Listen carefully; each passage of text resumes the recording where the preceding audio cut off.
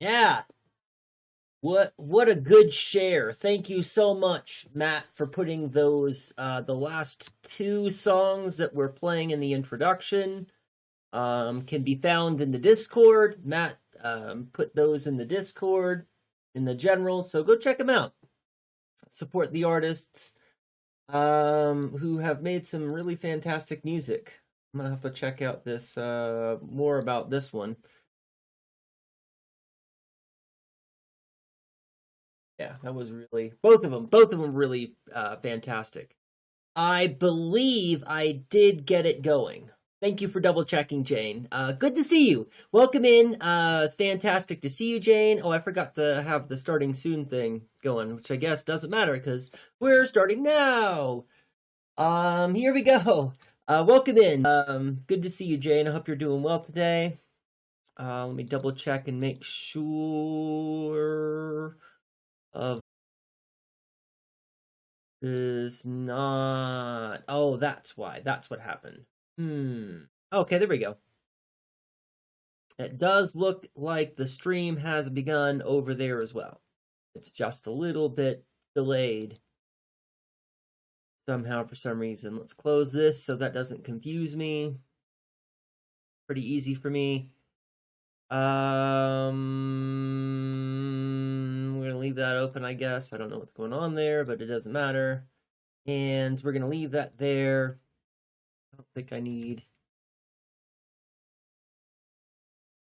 I really don't think that we're gonna do much with videos today. I don't feel like.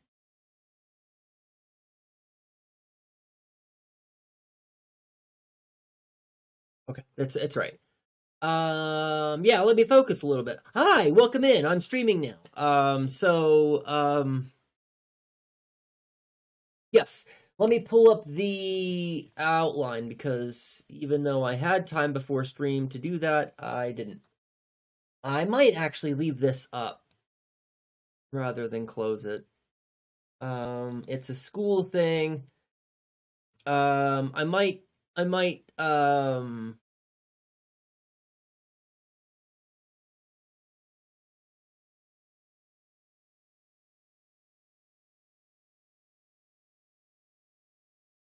I don't know.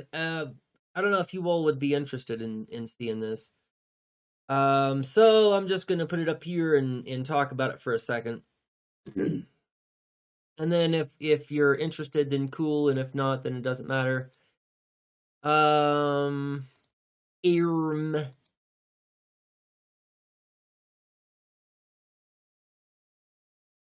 Yes, that's the right one. Okay, so my new semester is about to begin. And I think on stream I mentioned that I hope I never get another 12-week, and I got one. And it's funny, I knew that I had a 12-week. I think I was just kind of pretending. I was kind of conveniently forgetting so I didn't have to face the reality of it. But at any rate, I will have a 12-week, but I don't think it'll be a problem. I'd mentioned, if not, then actually I don't think I have. I've mentioned I've had a few conversations about this with a few people. I don't think it's been on stream.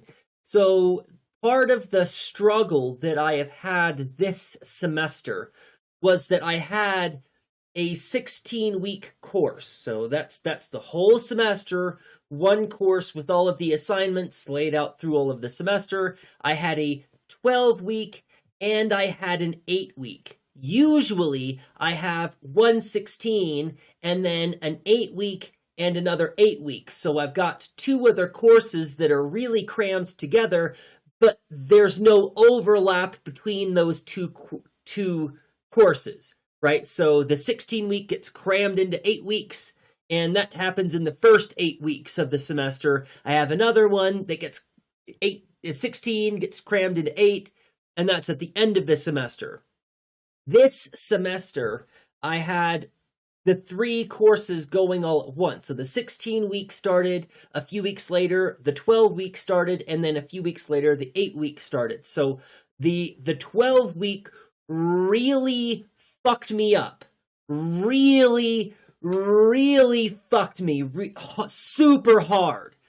Because the way that the assignments ended up being, it doubled the amount of work that I ordinarily had for my regular classes, rather than that work being crammed up at the beginning of the semester, which is usually what happens when I have 1 8-week at the beginning and an 8-week at the end. Is a lot of the stuff gets crammed up to the beginning of the semester, and then I'm wrapping up one of my classes before my 16-week even gets to their midterm or even gets to their application essay.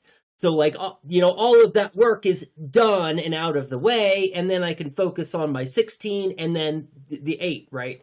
But with the 12, that work straddles both of the other semesters and made both of those other semesters much, much more difficult. So I'm trying to be very strategic about how I'm planning out my schedule for this semester. So I have over here on the left-hand column is the 16-week semester. The assignments in bold are the discussion boards. The ones that are not in bold will be short essays. So rather than me trying to engage with conversation in the discussion board while I'm also grading all of the discussion boards week after week after week after week, every now and then I'll have a break where I just grade the discussion boards and I slap on a letter grade on on an essay, right? Something that I can just read and go check, check, check, cool, and then give them the grade, and I don't have to worry about thinking of things to say or how to engage with it, or right. It'll be the kind of thing where I read it and go, oh, that was a very insightful thing, right? And I don't have to really think about it much. I just say the first thing that comes to my mind to the student, and even if it is kind of a canned response that most students get, it's not like they look at each other's assignments, right? So for each of the short essay assignments, I'll probably have some kind of generic, good job, student, you've done a great, you really did well of accomplishing whatever this assignment was for, and it'll be something kind of generic, so it'll fit most of the students' responses, right? That because if they are responding to the prompt and I have a rubric which tells them what I expect, at the end, hopefully the product is going to somewhat reflect the prompt and the expectations laid out in the rubric. Kenetoe, welcome. Tenekoe, welcome in. Kimatara, it's good to see you. I started to say your name and messed up saying Tenekoe, but welcome in. I hope you're doing well today. All right, so on the left, this is the assignments for the 16-week, and over here, this is for the 12-week. This semester that is upcoming, the spring semester, which is about to begin in 3 weeks, right? I've got 3 weeks to get everything done and finalized, and then that semester is underway, right? So I have three classes that are all 16-week, and then I have a 4th class, and I still have another class for my other university, right? So I have got 3 16 weeks, 1 12-week, and then the other class, which is actually, I've got 2 classes. I'll have one that begins, they're both 8-week, right? With the other college, it's always 8-week semesters, and they're back to back. Usually the day that one semester ends, the very next day, the following day will be the beginning of the next semester.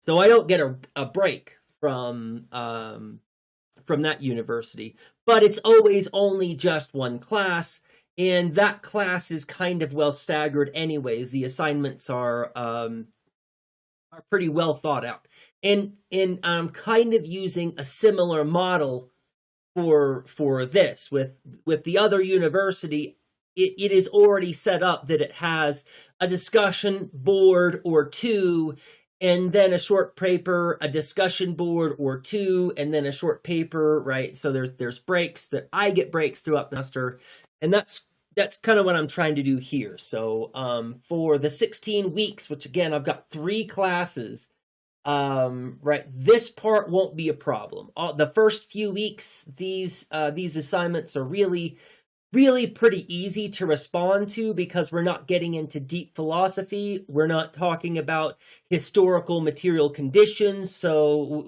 I don't have to do research, or I don't have to reference historical events and then cite those things. And that's all stuff that I will end up doing in some of the later assignments. So these assignments are usually require more, like colonialism as a process. One of the things that I do in that assignment is I encourage them, students, to find examples, right? The Dakota Access Pipeline is a good example of something which has already passed, but I'm trying to get them to find current examples.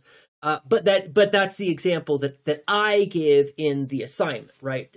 Examples of colonialism that are framed as though they are past things, right? That colonialism happened, not that it is an ongoing process where the government is still not respecting the sovereignty of indigenous people today, right? And so that's what that assignment is trying to draw attention to, which requires me to not just give rote responses, for me to think about the substance of the event, know things about the event if it's something that I'm already not extremely familiar with, which requires me to do additional research, and I have to go out and actually know stuff about the things that I'm responding to as I'm responding to the students.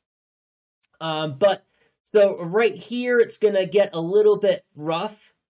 I'll have this class starting, and these are still going to be pretty easy, but I'm going to be very busy. Week 7, getting caught up with all 3 of these classes, but then I'll have 2 weeks off, right? I don't have any work at all during the week where my students take their midterm, but you'll notice that, oh, I do have a midterm week over here in the 12. Yes! Good job, me! Right, so that's 2 weeks where I don't have any work for these 3 classes, that when the 12 weeks starts to become difficult and that workload starts to get heavy, I'll have a break there. And then I get a little bit of staggering here. These 2 assignments are together, and these 2 assignments are together. But most of the other weeks are kind of staggered, so my work shouldn't be too heavy. Right, I almost feel like I really can't. That'll be light enough. Because this is also when, so will it be week 13? I haven't planned out when the application essay is due for my students yet. So let me take a look real fast, if y'all don't mind. Let me see. That's week 5, week 6, week 7, week 8. It'll probably be... Yeah, I usually make the rough draft due the same week as the midterm.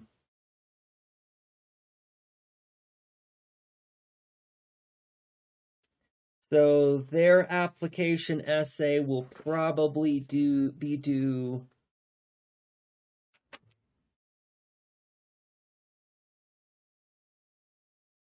March 27th, which is going to be week... that's not right. 12 or 13 is probably when I'm going to try to do it.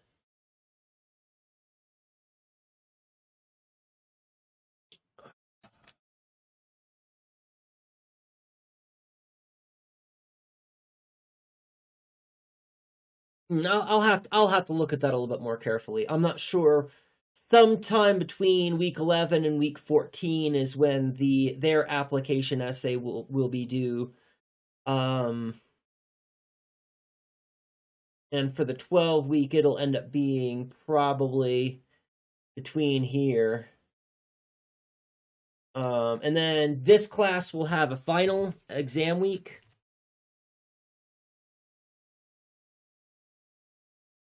But the other class won't. They'll have assignments right up until the last day of the semester. The way that it ends, if I remember, the semester ends on a Tuesday again. No, on a Monday, right? I prefer it when it's on a Tuesday. But yeah, so they will have until May 10th to finish all of their assignments, and then they'll have to do the exam the very next day.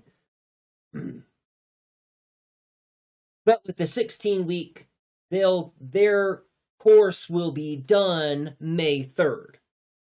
Right, so when I still am doing the discussion board over here and finishing up the discussion board on fascism, which is another one that's, you know, again, it's not real quick and easy. You don't give rote responses to somebody. Well, actually, because the vast majority, and I think I've complained about this, the vast majority of my students just write about Nazis and Nazi Germany, and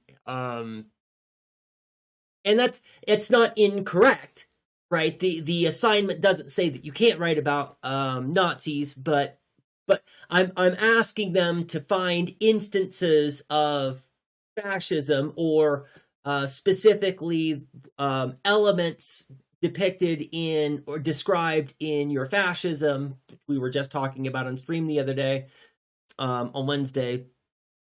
I have my students read the 14 characteristics and identify civilizations or instances in history, throughout history, where those tactics or those elements are, or the one that they've chosen. Usually I ask them, the prompt asks them to pick one explicitly to write about, one of the characteristics of fascism. And then whatever characteristic they pick, almost all of the students just go, well, Nazi Germany, Nazi Germany, Nazi Germany. I had 3 students last semester write about China, which I thought was really kind of interesting. But had anyone reference the Soviet Union? Yes, I have. I had somebody this semester, and I had somebody last semester reference the Soviet Union. And the references that and that's the students are generally not wrong with what they point out. And something of note, something that's important about the way that I teach is, especially when it comes to the discussion boards,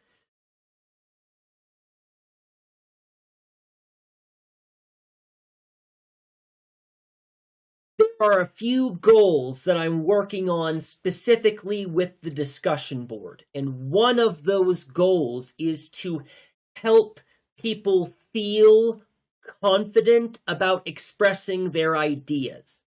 So, even early on in the discussion board, there's almost no circumstance in which a student will give an answer for the discussion board that I will say is wrong and then mark it wrong, right? The idea of the discussion board is for them to engage the material and then to express their ideas about the material, and then to give a meta-analysis of their understanding of the material, right? And part of this idea is so that every one student gets exposed to all of the other competing ideas about value, about the sovereignty of life, how we define humanity, human rights, human dignity, who gets it, right? I'm not telling students that they are wrong. I'm trying to present the students with an opportunity to share their ideas, as fucked up and wrong as some of them might be, right? And what one thing that does happen is I'll have students that will express ideas about personhood and fetuses should have rights, and 5 or 6 other students are going to push back on that idea, right? And 5 or 6 other students are probably going to confirm that idea, right? And the point is for the students to get to see the differences of ideas and understand that nobody gets to walk away from the conversation with the right? Nobody is right about what these ethical values or ethical interpretations are. It's very subjective, and you need to understand that you live in a subjective where there is no such thing as a right answer when it comes to ethics and morality. That you're going to get a myriad of different answers, and you're going to have to figure out how to navigate that world of all of those people with all of those differing opinions, right? That's fine if you want to appeal to your religious faith when we are talking about these ethical issues and how they affect real people. But the real people will say, yeah, you can say whatever really that you want to, but that doesn't mean that I have to listen, right? That's a viewpoint that students get, and it's not me saying, right? Because it's wild that students won't just listen to me sometimes.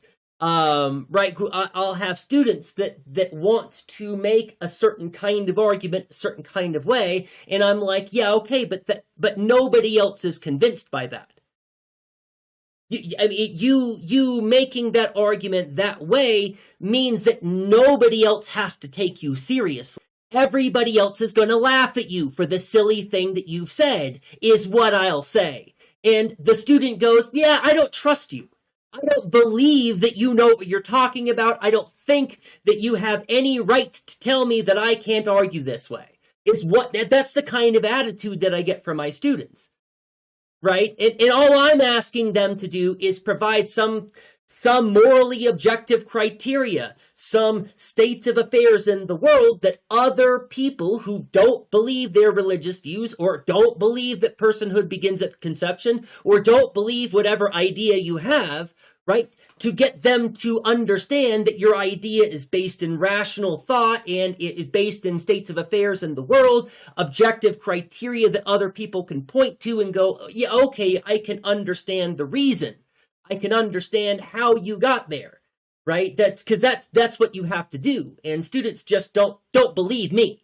They don't believe me when I tell them that their arguments need some kind of objective criteria or some kind of states of affairs to appeal to in the world, or to depend on the credibility of some other kind of moral authority, which I don't think is very good, but at least that's better than nothing, right? Better than, well, God said, right? But when 5 or 6 other students on the discussion board week after week after week tells that student, you just saying because God isn't good enough, right? That after a while of all their peers telling them, they start to get the idea, well, maybe I should actually think about this. Maybe I should consider my moral position from a different standpoint that other people might find convincing. And when they consider other people's viewpoint,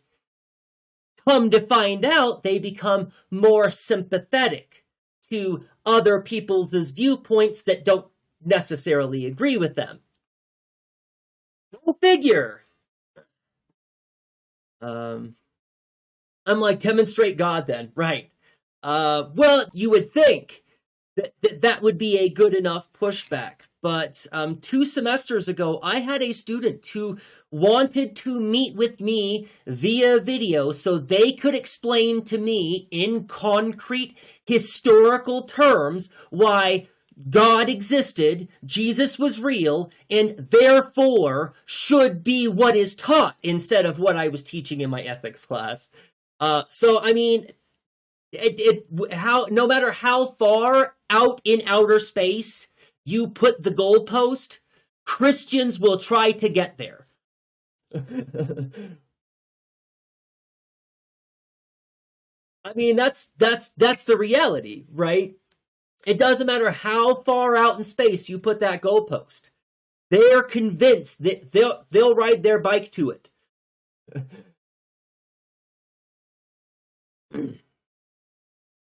Working on 2 articles at the moment. One is about New Zealand Red Scares. Oh yeah, I remember you mentioning that. Practice against Maori in Aotearoa. And that's the word for your land, correct? Aotearoa. Saying that, or tier, ora. No, there's not another or. Oa. Aotearoa. Aotearoa. For the latter, did you know that racist myth that black women can tolerate more pain? Yeah. Well, there was a literal experiment in New Zealand in 1984. It's not very long ago, to try and prove Maori could inherently tolerate more pain, where 30 Maori and 30 European male volunteers complete a nice schemic tourniquet pain test. It sounds terrible. The test suggested Maori males were able to tolerate this ischemic pain for longer than European males, except it's not because we Maori can tolerate more pain. It's that we are so used to tolerating it because we go through so much medical neglect and malpractice thanks to doctors' racism. Right. Right. And it really is just such a racist thing. And it's something that surprises people. I think I'd mentioned this before, that in my class this semester I was talking about I was talking about the practice here in the United States of doctors erasing transness, intersex children, right? Whenever there were children who were born with complicated sex organs, then in many cases, or in a significant number of cases, I'm not sure if I would say many, but in a significant number of cases, the doctors would just perform gender corrective surgery on infants, and sometimes without the consent of their parents, wouldn't even inform their parents that any surgery had taken place. In students in my class just could not believe it. They asked me to provide a site source. They were like, "What, do you have a source for that? Because that sounds a little bit outlandish." And I'm like, dude, states are evil and they let people do evil shit, right? Because this is some fucking evil science. This is evil shit. And it was kind of just normal for people to do that kind of evil, eugenics, right? Oh, welcome in, Matt. Great to see you. You didn't get to see it because you were here, but I did play the songs that you put in Discord. Welcome. What's up over there, Drift Spawn? Good to see you. Welcome in. Thank you for sharing it. Both of those music videos were really pretty fire. I'll try and check those artists out and check out some of their other stuff later. You can imagine people, mostly liberals, overseas are like, what do you mean New Zealand is not the egalitarian paradise with great race relations, right? Jon Stewart even called our country a refuge. Well, it sure ain't a refuge to us, right? Well, and with Jon Stewart though, I mean that's Jon Stewart has a better material analysis than most people, but is still lib, right? Jon Stewart is not actually on the left. I think that Jon Stewart is probably only a few steps away from actually left, but those steps are big steps. But yeah, I could see Jon Stewart completely saying something absolutely ridiculous like that, and it's because your government is better at PR. It's the same thing with Canada, right? People who live here in the United States, for example, often believe that life is better for Indigenous people in Canada because in Canada, they at least talk about it, right? People who are just regular Canadian citizens are aware of Indigenous nations' names, can pronounce them correctly, and knows things about the history of colonial genocide. And here in the United States, most Americans don't know those kinds of things. They don't know don't know nations' names, let alone how to pronounce them correctly. They don't know the history of oppression that has accompanied colonialism. So people in America assume that Indigenous people in Canada have it better, but from the perspective of those people who live in Canada, it's really not any better than the same things that they see happening in the United States. And I imagine that it's no better for you. That your country is just better at the PR in the way that Canada is better at the public relations, painting an image, and because here in the United States, it was just about erase and create a myth to replace. That's the only strategies that were employed here in the United States. Erase what happened and then create mythologies around it. And while that did happen in other countries, I think in other countries they were more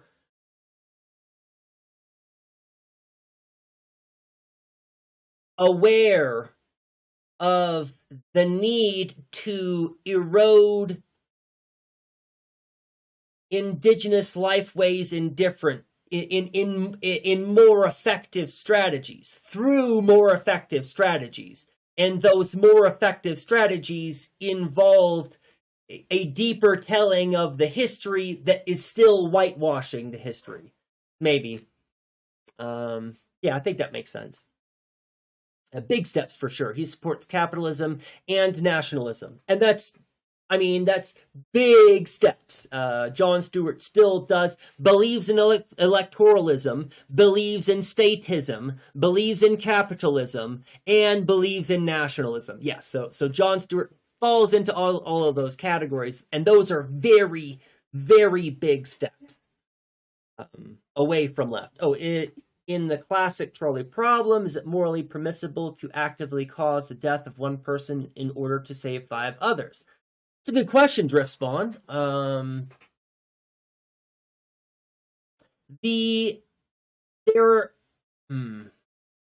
How best to respond to this? So the trolley problem is not one that has a correct answer.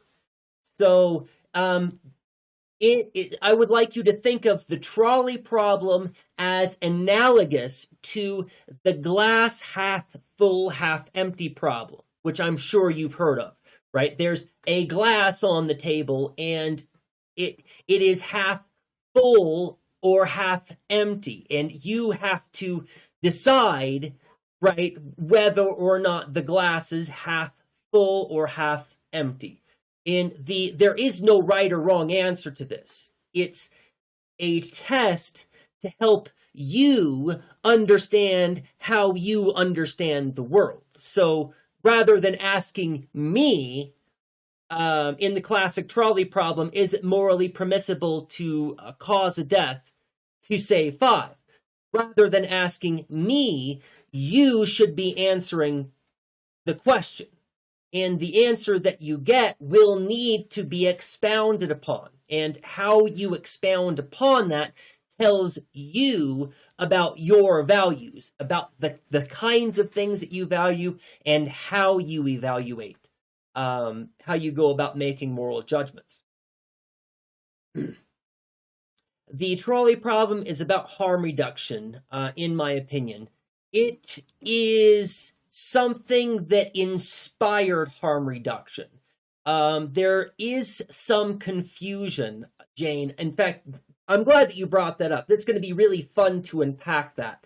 There is a significant difference between consequentialism, which is what the trolley problem is considering, and harm reduction.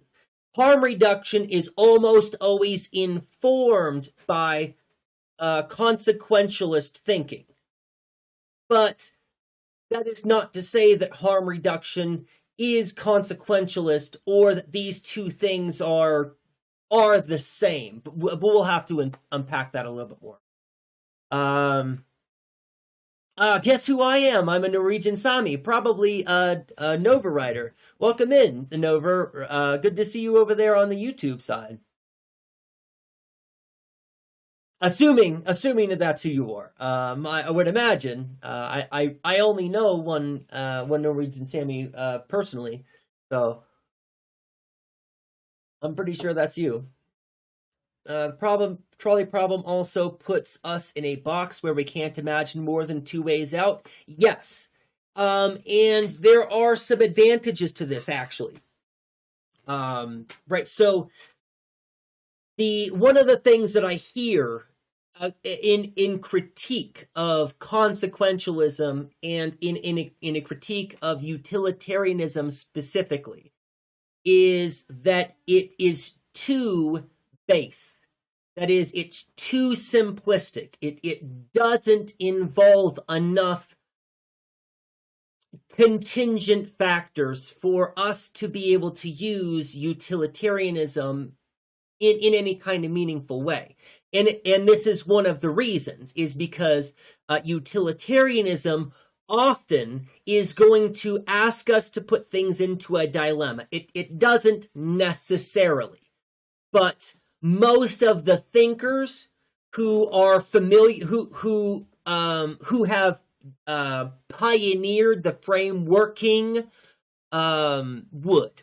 Right. It's not necessarily the case that you would have to put things into a dilemma, but utilitarianism typically does. And the trolley problem absolutely does. And there are great advantages to forcing a dilemma, right? And one of those is exclusionary politics, which we'll talk about in a minute. Right, so because it is not the case that morality is a strict binary. That's true. However, when we confine our thinking to a dilemma, it forces us to make choices that we would rather not make. Right, and the trolley problem is a good example. Nobody wants to be responsible for the one death, right? Nobody wants to be responsible for the one death. But what if you are? What happens when you are a moral agent who is actually in the moral world and you are presented with a situation in which you need to act right now? You have to decide what to do and someone will die. Right? What happens when you are faced with that situation? The reason why those kinds of thought experiments are helpful is so that you can have an understanding of how you will have to contend with situations which are zero sum, which do actually exist in the real world. right? Where the consequences are high and there's only two options that you're aware of, right? Where you there might be a third option, but you've got seconds. You've got seconds to make a decision whether you're going to step in, whether you're going to act, whether you're going to pull the lever. And in a lot of these high pressure, highly emotional, moral situations, you need to have thought about this. Otherwise, you are going to end up in a state of moral paralysis, where you know that you ought to make a decision, but you can't figure out what kind of decision you ought to make, and so the opportunity passes. And you, instead of making a moral decision, you don't. The decision is made by your failing to act, because you've run out of time. And nobody wants that situation, to be forced into a situation because of your moral paralysis. So restricting our moral thinking to a dilemma is limiting. But that doesn't mean that limiting tool doesn't have use. It's a very useful tool, extremely useful tool, actually, and has a place, so long as we, the moral agent, don't assume that our moral choices come down to binaries, right? That's the takeaway that we don't want from the trolley problem, is that our moral decisions are binaries. But the trolley problem does help us come to terms with situations in which they are, and those situations do exist in the real world, I think. I have read Ursula K. Le Guin. Yeah, okay, that's okay. Compare New Zealand to Omelas. Omelas is a utopian city, which on the outside is filled with wonder and joy, yet whose privilege depends on the perpetual misery of a single child locked in what may be a broom closet or disused tool room inside a windowless cellar with a dirt floor, left unwashed, malnourished, and forced to sit in its own filth. At first glance, comparing Omelas to New Zealand may seem exaggerated, even ridiculous, but in many respects it's not. Like Alice Hospital stands as the most overt example where children, disproportionately Maori and disabled, were subjected to electric shocks, painful drug injections, and locked alone for days or weeks as punishment. This was as recent as the 70s. Right. Yes. Right. Where the quote unquote idyllic society comes from the deliberate suffering of other people. And what I think is interesting in the Ursula K. Le Guin story of Omelas, we don't really get any kind of context about why the child suffers. Only that we understand that there is necessarily a relationship between the ability for the society to live as though it's utopia and the suffering of the child. That somehow the happiness of these people is contingent on the suffering of the child. And I think that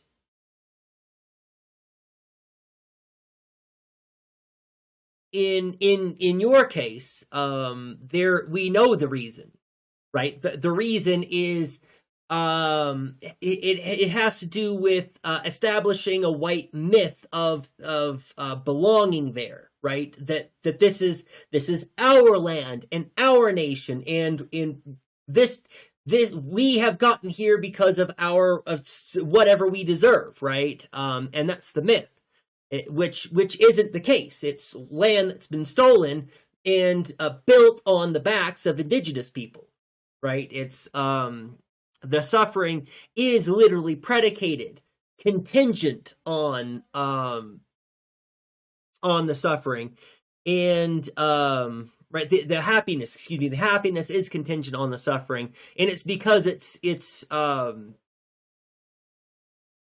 a myth, a dream that's detached from the material reality, from the material history.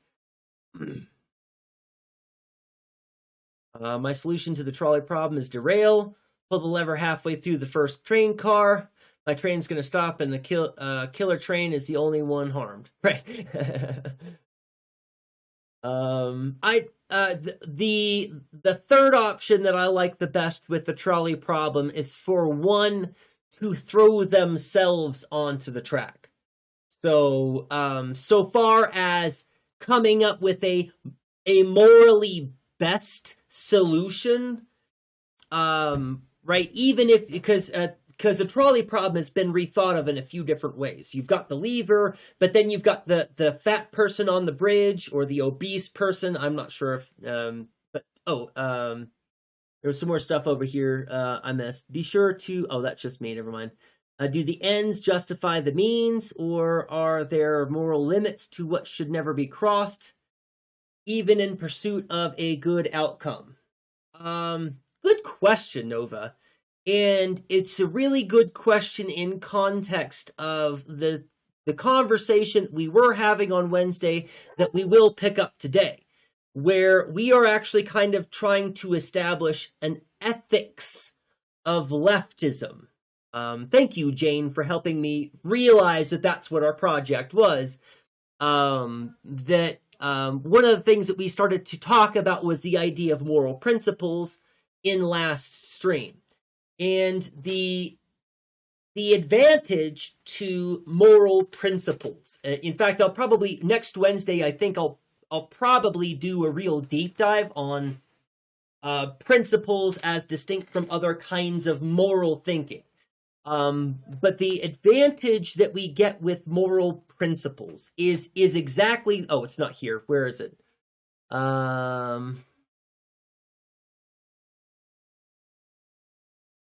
No, it's up there.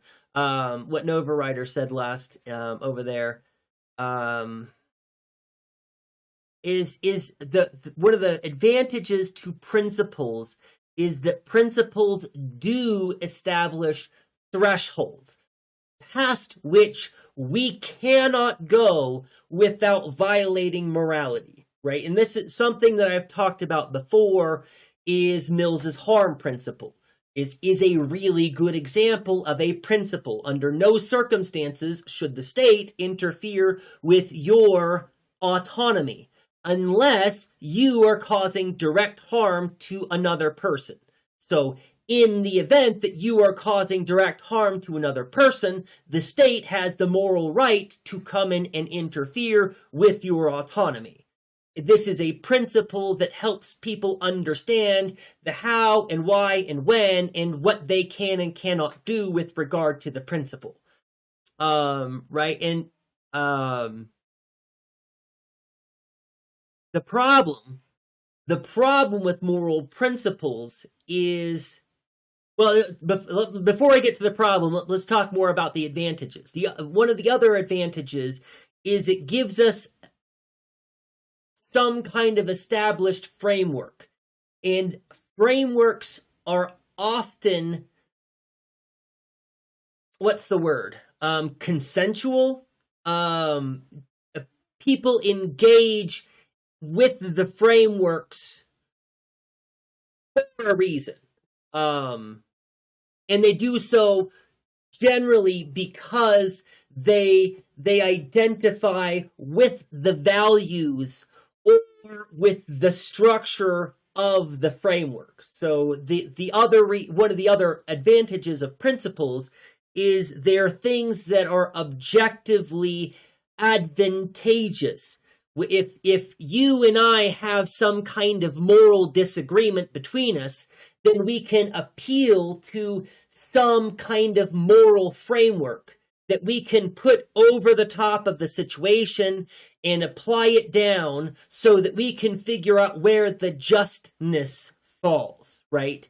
So instead of us just arguing back and forth, we can appeal to some other external thing, and that external thing will help us solve our moral differences. So principles are extremely beneficial. The problem with, we'll get to the problem now. The problem with principles is that they presuppose values hierarchically. Better words.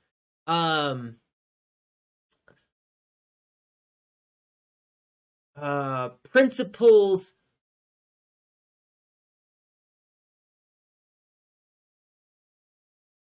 okay, so the problem that I'm coming at this with is a postmodern ethics critique, or a feminist ethics critique, or a care ethics critique, which would I look at established frameworks and say, okay, those frameworks are privileging certain values like profitability or efficiency or productivity, right? And those frameworks are privileging certain values arbitrarily.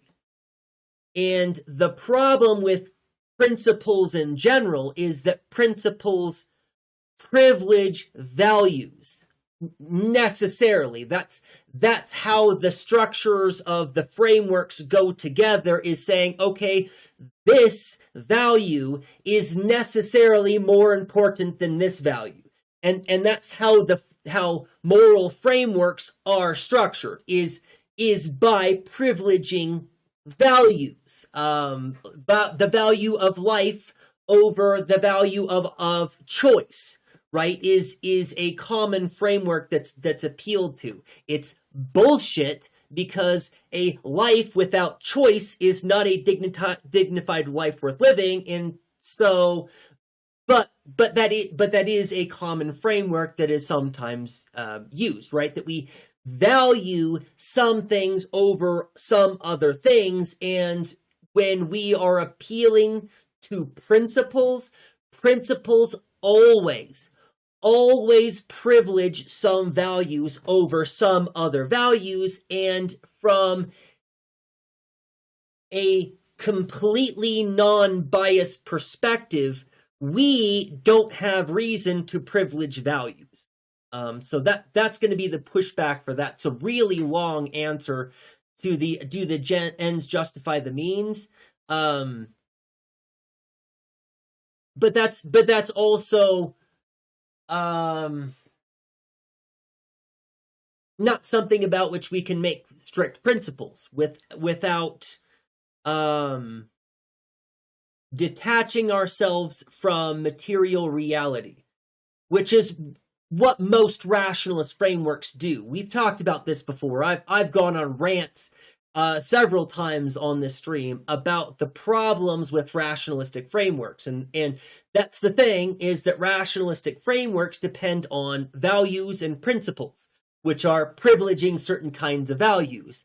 And those rationalist frameworks are the tools of colonialism. Let's not forget, right? Let's bring something full circle. This is something that I've talked about, right, with John Locke. John Locke's second treatise on government is one of the most famous social political philosophy documents that's ever written. It is considered one of the foundational documents for the French Constitution, the British Constitution, and the United States Constitution. It's one of the founding documents that the founding fathers of those nations, ours and those, referred to specifically. And all of the language therein is nothing but the tools of the oppressor, right? John Locke's second treatise of government is a commission piece.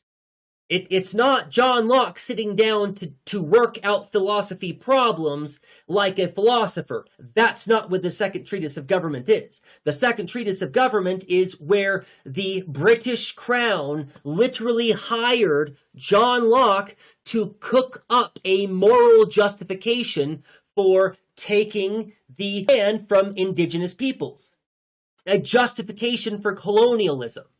Right, and it's a moral / political framework which privileges certain kinds of things to establish certain kinds of principles, and those principles say that it's okay for you to take something from somebody else if you can make greater use of it than those people from whom you're stealing it.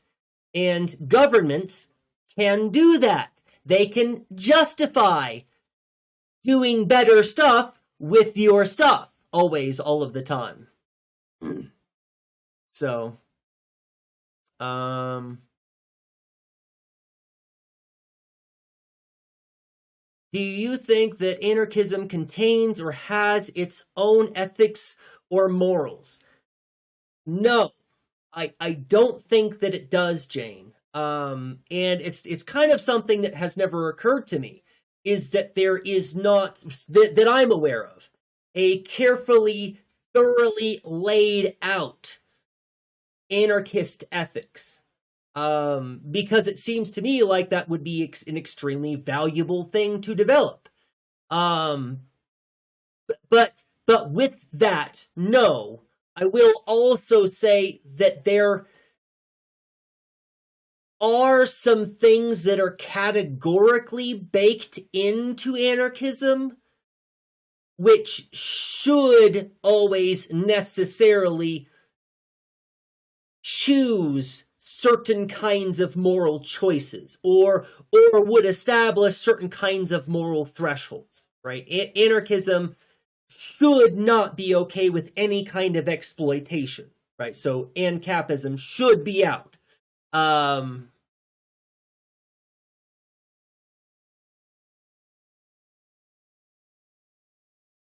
But there,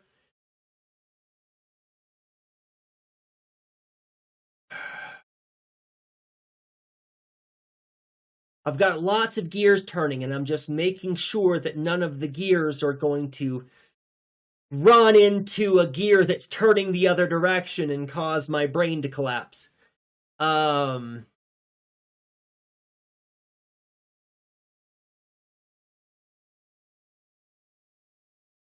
Because it should be the case.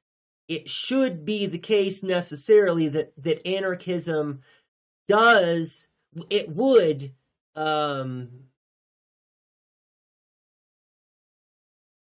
be able to establish moral principles anarchistically. And those moral principles would be necessarily in coherence with anarchist ideals consistently, without paradox. That's the thing that I'm trying to think of now, is what kinds of paradoxical thinking that we might run into. Oh, I didn't realize, I thought that was the same question. Nova Writer, I'm sorry, I saw that you had asked another question, and I thought that there was, oh, you just asked this, so never mind. Do the ends justify the means, as in the question of whether killing a baby Hitler to prevent future atrocities would be morally permissible? Right.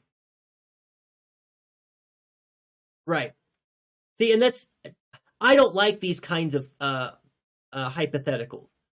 Right, because this locks us into a binary that I don't think is helpful, because we can either kill baby Hitler or not kill baby Hitler, and there's no option to, maybe I can just be friends with them and maybe point them in the direction of literature that's going to help them expand their worldview so that they can understand that there's other ways to cope with rejection, right? That or maybe we could just go back in time and buy a bunch of his paintings so he feels validated and doesn't feel like he needs to go on a genocidal quest, right? Or maybe we can go back in time and stop the Soviet interference, that the people who bankrolled Hitler and got Hitler elected into power by pumping a bunch of money into German politics at the time.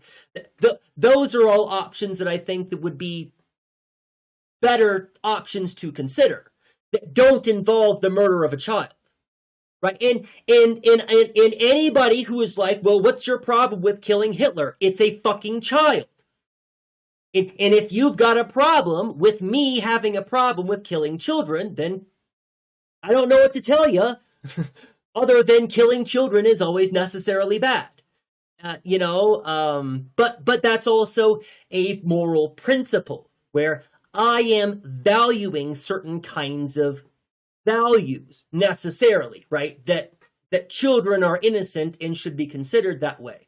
It's built on a bunch of implied premises, right? There's a whole lot of stuff baked into that idea that I think that children should not be systematically murdered, even if we believe that they could turn out to be bad people in the future. Let's be honest, Hitler wasn't unique, other than he did it to Europeans. They were used to doing the stuff in the colonies for hundreds of years. Yeah, Hitler was in no way unique. Hitler was not brilliant, was not groundbreaking, to think that the whole Holocaust is somehow attributable. This is something that we've talked about. It's been a long time since this has come up. The idea that the Holocaust is attributable to Hitler or to Goebbels or to a few of the bad actors completely misses the banality of evil, completely misses the fact that real, regular people engaged in the dehumanization and eradication of other humans because they thought it was okay, right? And that wasn't just one guy, right? People, hundreds of thousands of people were responsible, right? And I'm not talking about people who were just in Germany. Hundreds of thousands of people all around the globe. Time magazine put Hitler on was going to put Hitler on the cover. Right? Like, there are reasons that happened. The rise of the Third Reich, right? I wouldn't say was necessarily inevitable, but wasn't attributable to Hitler, right? If we're looking at the actual history of the Third Reich, Hitler was just one of the many players. That Hitler was pathetic, yeah, and pretty much useless. Was not very good at much. Eventually became a passionate orator, but even if you watch his earlier speeches, he wasn't born with that skill. That's something that was coached into him. Something that required lots of other people around him to come together to help him make his regime what it is, right? Without all of the players, it would have played out differently. Trump isn't even the first one to do any of these things. Yeah, it's just how the media reacts and reports. Plus, he says the quiet parts out loud. That's something when Trump first started running for office, way back in the day. I remember having lots of conversations with people about how things were getting out of control and this had never happened and this defies all precedent. And I'm like, do you know anything about United States history? Do you know anything about the previous presidents that have ruled this country? Because this is actually par for the course, right? None of this is new. None of this is groundbreaking or novel, or it's just the same stuff. That's absolutely correct. Yeah, Hitler was just a consequential of the situation, right? And they don't. Exactly. The Americans don't teach U.S. history. I guess that fits the banality too. I'm sure that some doctors won't like my article because I argue they are a little bit like Nazis and a lot like cops. Yes. Hell, even cop flip back to front and upside down is doc cop. I like that. I'm sure that I've brought this up previously. But I highly recommend it with what you're getting into. Right, that I think that you would really appreciate if you haven't read much Michel Foucault. This would be a really great introduction. It's one of the smaller books of Foucault's. It's pretty accessible because this was the book that really put Foucault on the map. When he became famous, this is the book that helped make him famous. And it's because it's accessible. It's not a very difficult read, but it is also very philosophically robust. It's about the social transition which happened in medical care, where it used to be a craft of individuals who were trying to help a whole body politic, and how that shifted into there's a deliberate claiming of a medical credibility, and the claiming of the medical credibility is turned into a tool for control and manipulation, right? That's what this whole thing is about. The history of sexuality. It's going to outline the history of medicalization, right? That the process by which the medical industry went from being individuals who wanted to help people and into a school of pedagogical understanding of what is and how to treat, right? How to identify problems and how to systemically solve those problems. The medical industry was one of the first social areas to systematize in this kind of way. And the way that it systematizes is in lockstep with the Enlightenment, the Cultural Revolution of the Enlightenment, where all of these rich white people assume ideas about human rights and human dignity and about morality and how we ought to treat each other, and they're systematizing this in the same alongside the medical industry's systematizing of medical care. But anyways, long story short, that's basically what it is. It's Michel Foucault talking about how there is a need to establish unity. There is a need to establish oneness, homogeneity, and the medical industry decides to take upon itself this quest of establishing what is healthy and normal and how to fix what it deems is not healthy and normal. So the medical industry becomes, I wish I could scroll back up, becomes a bunch of Nazis who are doing policing in the evil policing way that we've been talking about, evil policing. That's what the medical industry did. And it wasn't really on purpose, but also there's some intention there that's clearly racist, right? Clearly sexist, right? It gets into the classification of hysteria, right? The way that women have been policed by the medical industry, not just sexuality, but all kinds of deviance, right? That's fuck all, yeah.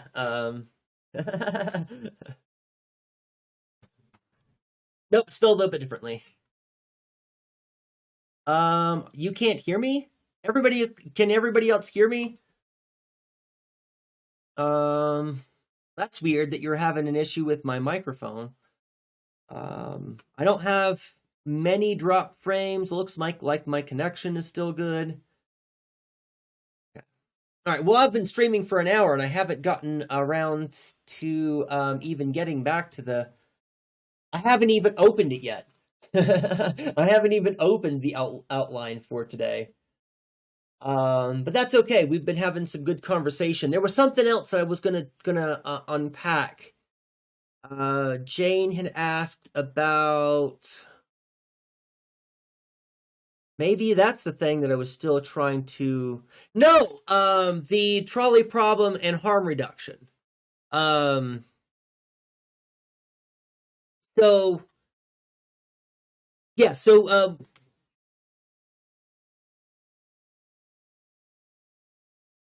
it is not the case that I would agree that the trolley problem is itself harm reduction, but it is the thought experiment from which we get the philosophical idea of harm reduction. So a quick distinction that needs to be made that the most that deal with these concepts kind of overlook. With harm reduction, we are not choosing the lesser of two evils. That is not ever the situation with harm reduction. It's often cast this way, right? When people, a good example of what is not harm reduction that people often call harm reduction is voting. How you vote, showing up to the polls and voting blue no matter who is harm reduction, is an argument that I've heard over and over for years and years and years. This argument still going around. That is not the case. Choosing the lesser of two evils is not harm reduction. Harm reduction is the establishment of practices and or policies which will reduce actual harm to people in the long run. That's what harm reduction is the adaptation of practices or policies which will lead to a quantifiable reduction in harm. And it is, the whole idea is informed by consequentialism and a utilitarian breakdown, right? We want to look at possible futures, not just two. We want to look at a number of possible futures, and we want to look at different ways that we can arrange these futures, ways that we can impact or influence the people's lives in these situations. And based on these different kinds of models that we can imagine, that we can dream up, we want to pick the one in which harm is at its least, right? We look at a bunch of different arrangements and we choose policies which we believe will lead us to the least amount of suffering. So the distinction is kind of thin, I'll admit, between harm reduction and consequentialism or utilitarianism. The distinction is pretty thin, but there is an important distinction there nonetheless. With utilitarianism, we might be choosing the lesser of two evils. We might be choosing the option with the least amount of suffering among millions of different options. but we are still choosing the lesser of evils. With utilitarianism in general is about choosing the lesser of the evils, or ameliorating suffering to the extent that it's possible. Whereas with harm reduction, it's about the action. That's probably the most important distinction. With consequentialism, the act or the actor doesn't matter. Only the consequences. The consequences determine what is right. With harm reduction, the action or the principle matters. How we get to that harm reduction matters. And we need to be thoughtful and careful about the frameworks and the evaluations that we use and the kind of tactics that we would be willing to accept to get there. With consequentialism, we don't really care about any of those concerns. We only care about the consequences. And that's the way to phrase it is, with consequentialism, there is one contingent factor, the consequences. Only. With harm reduction, there are lots of contingent factors that we would include. And the contingent factors that we would include would actually be tailored to the specific situation. So harm reduction is actually more like care ethics or feminist ethics would be better, because it is less interested in establishing rational frameworks and more interested in establishing practices and policies which lead to certain kinds of ends. So there's lots of principle involved. When it comes to utilitarianism, there's only one principle. Whatever the best consequence is the right choice, right? That there's no principle above look at the consequences. With harm reduction, there's lots of principle that would ideally go into it. Not necessarily, though, and so that's another caveat, right? You can have harm reduction approaches that are very simple and don't include a lot of principles or a lot of additional caveats. So, that's it. Jane, I'm not sure that I'm prepared to answer that question. Let me say hi to Apolitical Daddy. Welcome in, Apolitical Daddy. It's great to see you. I think you've been there for a minute, but I've been talking. Yeah. Oh, you didn't miss the stream. You're here. You made it. Good. We'll go back up to Kaimatara's thing in just a second. Wow, all kinds of stuff. All kinds of stuff going on in chat. Okay. Would secular humanism be harm reductionist? Is an answer I am not prepared to give, Jane, just yet. Simply because I haven't delved into secular humanism enough. My general knee-jerk reaction would be yes, to say yes to that. But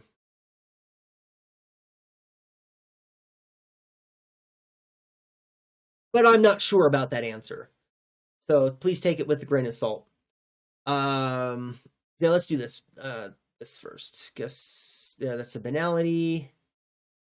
Okay. I'm going to flip the doctors reading it, defensive feelings back on them, saying some of those who are doctors reading this may get defensive and claim, I'm a good doctor. We are not like Nazis or cops. But the thing is, you don't need to prove it to me. Doing that only protects your ego. You need to prove it to your patients. Yes. Right? Go beyond the performative act of saying, right? Don't just say that you're a good doctor. Don't be like a Nazi, right? Don't just say that you care about your patients. Don't act like a cop, right? Exactly. Yeah. Good. Yeah, and I think that's absolutely right, and that would be the right. And to you, dear reader, like quote, and to you, dear reader, if you are offended by this, that is a reason for you to be reflective. Don't come at me. Don't at me because the shoe fits, right? Don't come at me at asking me to explain why the Nazi shoe fits, why the cop shoe fits. If it fits, then reevaluate yourself. Good. What are the negatives of pulling the lever? I think you're right, because the question is not would you rather have 4 or 1 people die. You're changing the outcome. Would you rather? Yeah, it is not the case that you are asking whether or not you would rather 1 person or four people die. And that's when people first encounter the trolley problem. That's the first thing that they think. Well, would I rather 1 person die, or would I rather 4 people die? Right? That's not necessarily. For some people, and that's why the trolley problem is one of those things that tells you about you, to help you understand what you believe and how you go about making moral evaluations. Right? And you should struggle with the trolley problem. It should be something that, because I used to do this a lot when I first started teaching. One of the things that I would do is in the beginning of our consequentialism class is I would ask my students. We would have a quiz at the beginning of class, and there would be another question. We don't have to get into that, but there would be 2 questions on the quiz, and one of the questions would be, okay, here we are doing the trolley problem. Will you pull the lever, or will you not pull the lever? And when I was doing this in front of the class, I'd be like, it's a strict binary. It's yes or no. It has to be one of those 2 choices. No other choice. You have to answer yes or no, and then explain your answer. And then at the end of the class, usually I would collect the quizzes. With this particular quiz, I wouldn't. I would have them fill out the quiz at the beginning of the class, and then after I had taught the lecture, I would have them say, I would then say, okay, now that we're wrapping up class and we've talked about utilitarianism, we've gone through the act and the rule, and we've talked about all of these things, will you change your answer? Does this change how you evaluate the trolley problem and whether or not you would pull the lever? And in a lot of cases, there were people who would switch. I would say probably about 20% of the time, I would have students who would change their answer from the beginning of class to the end of class, that's a significant number of people to change their mind. For those of you who are familiar with consistency, what is it called? The tendency for humans to want to be consistent. It's called consistency something. But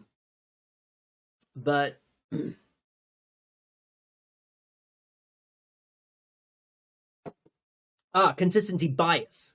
We have consistency bias. That's what it's called.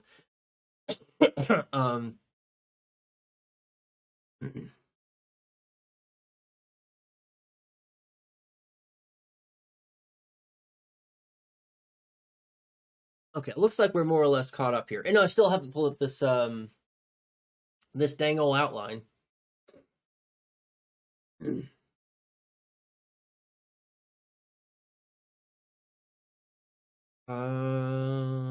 Okay, so let's switch this from this to this.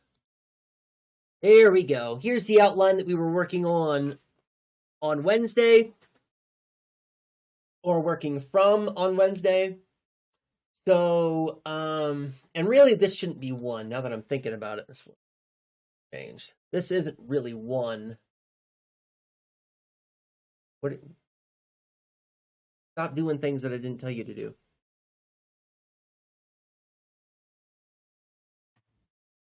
Okay.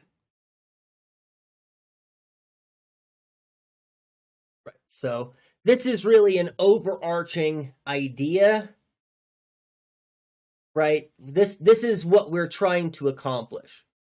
And the idea is we want to come up with a cohesive ideology around leftism as a uniform.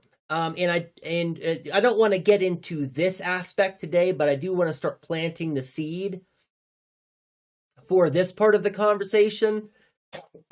What you all think about this metaphor of leftism as uniform, that some people can might be wearing some parts of the uniform but not have the full outfit, right? So maybe Jon Stewart is somebody that has actual leftist socks, right? But doesn't have the shirt and jacket or pants, right? So they've got the socks and maybe their hat. You're right. So there might be some kind of way that we can think about this in piecemeal fashion, in that some people have some aspects, are wearing some of the outfit or some of the uniform. And this also gives us a way to talk about people who are in costume, right? There are people who don the uniform of being a leftist. That is, they use the leftist language. They are doing leftist things. They are living their life in a leftist kind of way. And then there are people who are just doing the performative side of this, who talk about Marxism, who talk about leftism, who talk about these ideas, but at the end of the day, they're lacking the material analysis because they're not living their life that way. They're not engaging in the praxis. They're not, in whatever way we consider them to be deficient. And that's part of what we're working out here, is a cohesive ideology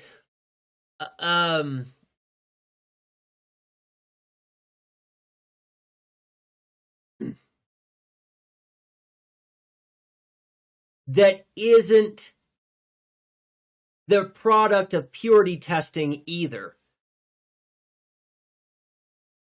Right? So we want a cohesive ideology that is positive rather than negative.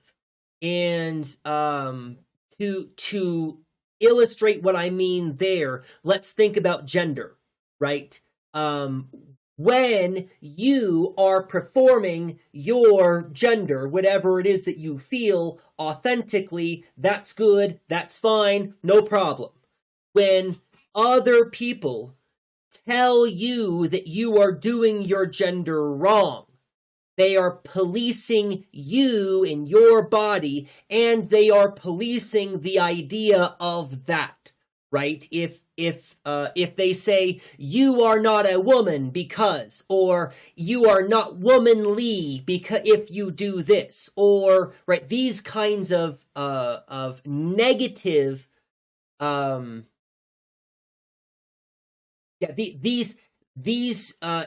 this is negative reality enforcement rather than positive, authentic living. When you are doing the thing of living as the gender you feel you are doing positive, right? You are establishing a positive identity for that gender. When people attack other people because they're not doing the gender correctly, these are negative. This is negative, a way of negatively reinforcing the identity of the gender. You living your way is a positive way of enforcing the ideology or the identity of the gender.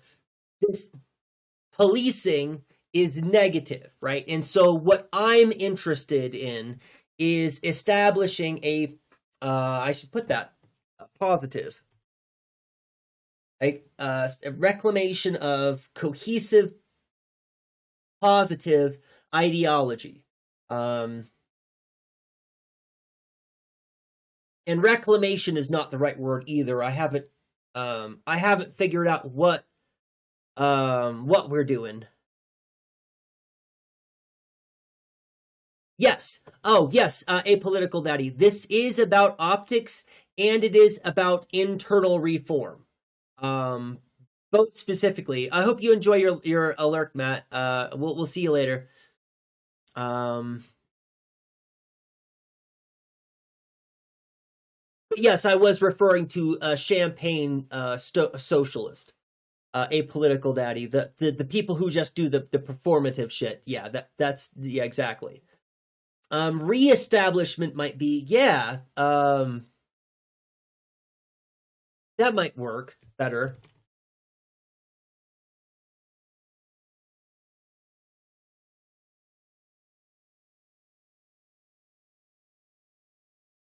They're not supposed to be any there. Yeah, that could work because, and that's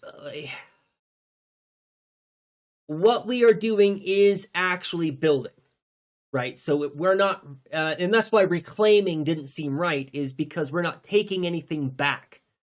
Rather, what we're trying to do is we're trying to build anew in the spirit of what was before, right?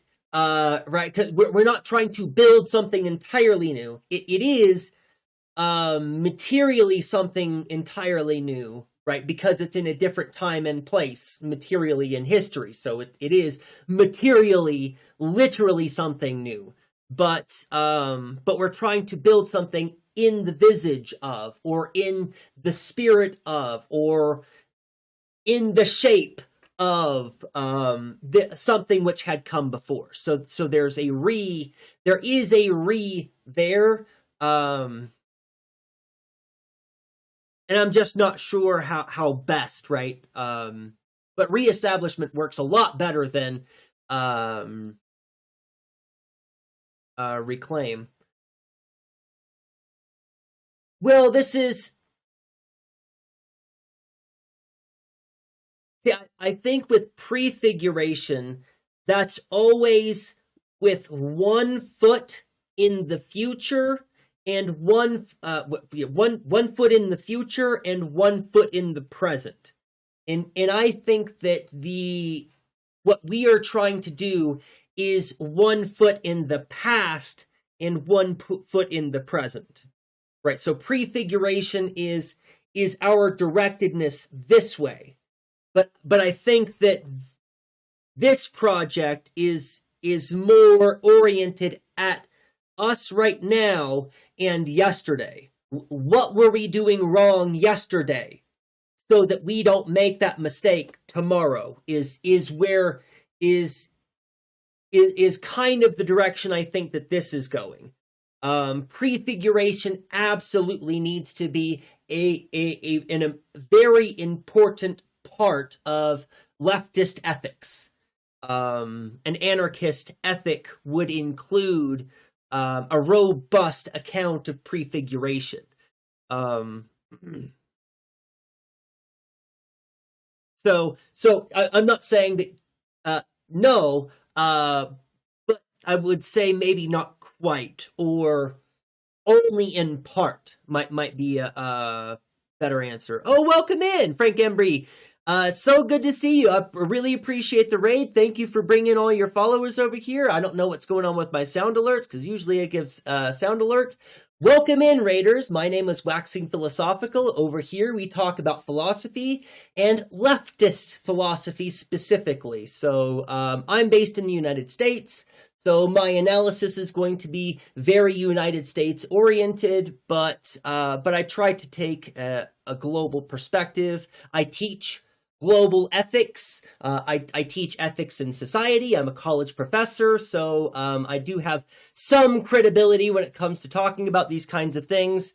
But I also believe academia is a hack and is an empty shell of an institution that lacks any real authority anymore these days.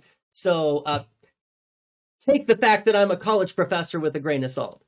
All right, welcome in. Great to have you here. Really appreciate you stopping by, Frank, and dropping off your community here. Good to see you. Good to have you in. Oh, and I should do a shout out too.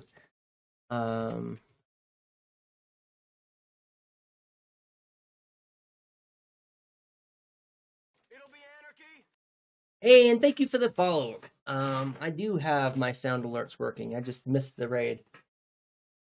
Or yet again, it might be the case that I have yet to activate my raid notification. Something is going wrong. But you all are, all of you raiders, I would like your help.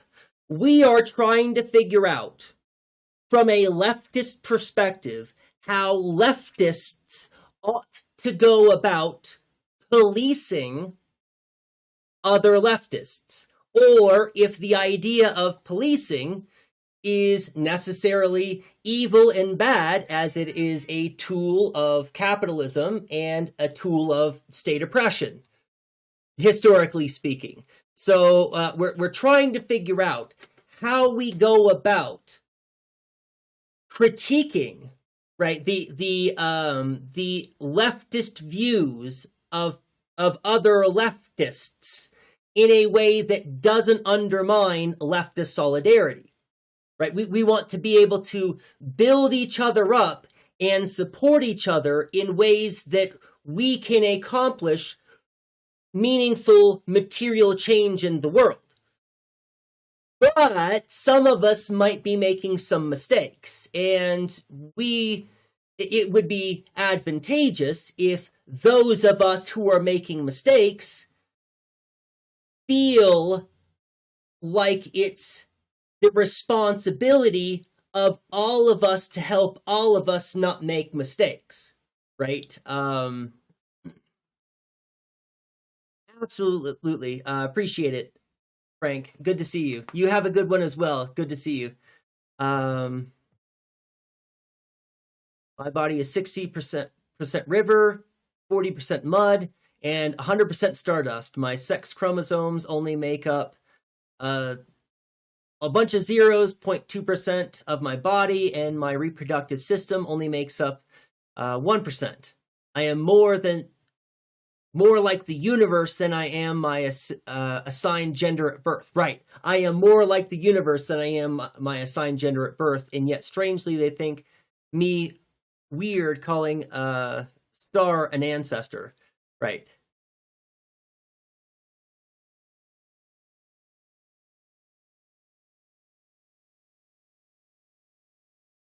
Oh, you were not a uni professor, but you were a high school teacher? That's awesome. I did not realize that about you, Frank. That's really very cool.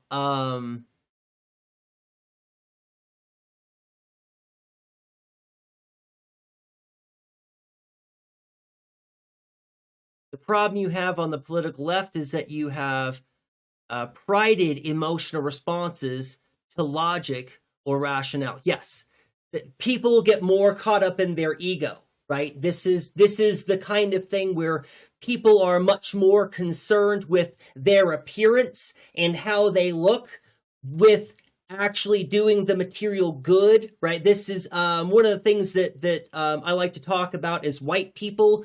White people are much more afraid of looking racist than they are of actually doing racist things. They're much more terrified of being called racist or being identified as a racist than they are concerned with being actually racist. And this kind of attitude, I think, is kind of common among leftists, where they've got one foot on the right side where they actually care about some kind of issue, but at the end of the day, they really care more about themselves, and their involvement in the issue is really more something to just make them feel good, or some kind of catharsis or some virtue signaling that they're identifying, rather than actually being concerned with eliminating the oppression, dealing with the problem.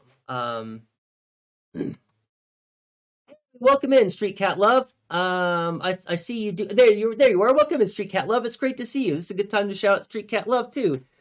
For those of you who are not familiar, go follow Street Cat Love. It's more than just cute cats over there, though they've got cute cats. They are a based leftist streamer.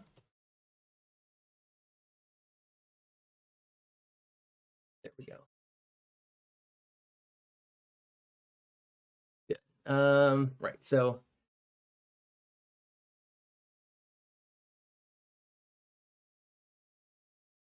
leftists should be super aggressive policing each other. Let the virtue flow through you and correct those who are not as virtuous. See, and that's Grumble Skiltskin. I agree with that. Leftists should be super aggressively, well, and policing. See, and this is one of the things that we're trying to figure out.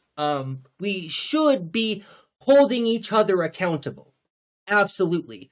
We should be making sure that our efforts are directed at material change and praxis, not at ideology, right? That there are some simple things that I think many of us kind of agree with. But with the kind of leftist toxicity that I'm sure we have all seen, how do I go to somebody else who is a leftist streamer and say, hey, you're doing this wrong, right? How do I go about accomplishing that without that streamer's whole community dogpiling on me, right? Because that's what's going to happen if I go into a stream, for example, and have critiques about that streamer. Well, of course, I should probably keep it in DMs, and it probably should be something that's less, though, I mean, I don't know. I think having those kind of conversations more publicly would be advantageous, right? Wouldn't it be better for us to work that stuff out in the open so that everything's on the table and nothing, right? Nobody has to keep the cards close to their chest. We're all on the same team here. Right? If we're all on the same team, then there should be no vying against your community and my community. It should be us always only coming together to make sure that we're doing the right thing. That should be, I think. When I lived in the States, I was a Clinton Democrat, but this day and age, I would never be a Democrat and have no problem identifying as a fiscal conservative, right? Yeah, Democrats have, I mean, they've lost their mind. They've completely given up the goat. In 2005, are white people concerned about being called racist anymore? Right, that's actually true. We were talking about that on last stream, how especially in the right wing, it seems like shame doesn't work. Nobody's ashamed of anything. People are openly talking about Hitler and unironically talking about Hitler, and then when people get called out, they just go, oops, whatever, and there's no repercussions, there's no follow-up, there's no accountability. People can just do and say openly racist things, and there are no repercussions. Shame doesn't have any effect on people anymore. Absolutely. That is something to contend with for sure. Yeah, then the moment you go against the echo chamber, you get a ban. Right, exactly. And that's not healthy. The way that, and I would like this to not only be a conversation about leftist streamers, right? There is definitely a conversation to be had between real world coalition and people talking on the internet, right? The material impact of us Twitch streamers talking about leftist ideas is not a big material impact, but it's also a real community and should be treated like real physical space in a lot of ways, right? We still respect each other. We give each other dignity. We shouldn't allow certain kinds of behaviors in the same way that we would expect those basic standards in a physical space, right? So the digital space mirrors the physical space in a lot of ways, but there's also differences, right? But it should be the case. that I should be able to go into other people's streams and bring to their attention. Well, actually, you're directed at idealism. You're not basing your praxis on material conditions. You're directed at ideology, right? Stop doing that because you need to return back here so that we can solve people's material problems. That should be the kind of conversation that we can just have with each other as leftists. But we don't. Right now, the culture or the space online in our digital lives is really quite toxic. It's tit for tat. It's very antagonistic. It's very cliquey. You know, you've got all these groups of people and they all hang out together, and these groups of people and they all hang out, and their communities hate each other, and they're constantly, you know, and that's not healthy for any one of us. That's not helping leftism. That's not waking up people's class consciousness. That's not expanding our message. Right there's lots of things that we should be doing, and infighting isn't really one of the things that we should be doing. Though we should, again, be able to hold each other accountable and make sure that we're all on the same page about certain kinds of things. And so that's the thing. I'm doing a lot of back and forth because I don't know. I don't know what the solution is, but I'm trying to work that out. I'm trying to figure out how we come up with a cohesive ideology around leftism that allows for some kind of thing that's like policing. Even if we want to use a different term, maybe policing can be advantageous. Maybe policing is always necessarily exploitative and oppressive. And I don't know that yet. Right? So that's kind of what we're working through together. So it's great to have a bunch of new people here to help work through all this stuff. Like people to understand my strengths are geared towards a robust exchange of ideas. Pearl-clutching and shaming tactics don't work. When the left see that, they leave. Yeah, when the left see that, they leave. Yeah, because those tactics don't work. Leftist stream mods are usually really ban happy with anyone who looks at all like a possible dissent to the messaging. Right, and that's something else too that seems to be a trend that recently that we seem to get on, is this idea, this messaging, right? Because there are certain spaces that seem to have a certain brand of messaging, and they won't tolerate anything that deviates from that at all. Absolutely. If those echo chamber people are against capitalism and for Medicare for all, they are still on my side, even if they ban me and say I am racist. Right, and that's what I would like. That's the right attitude, is that we understand as long as our goals are sufficiently aligned. And that's going to be one of the other things that we need to suss out with this outline, is figuring out, well, and maybe actually we should put that here. We need to establish goals.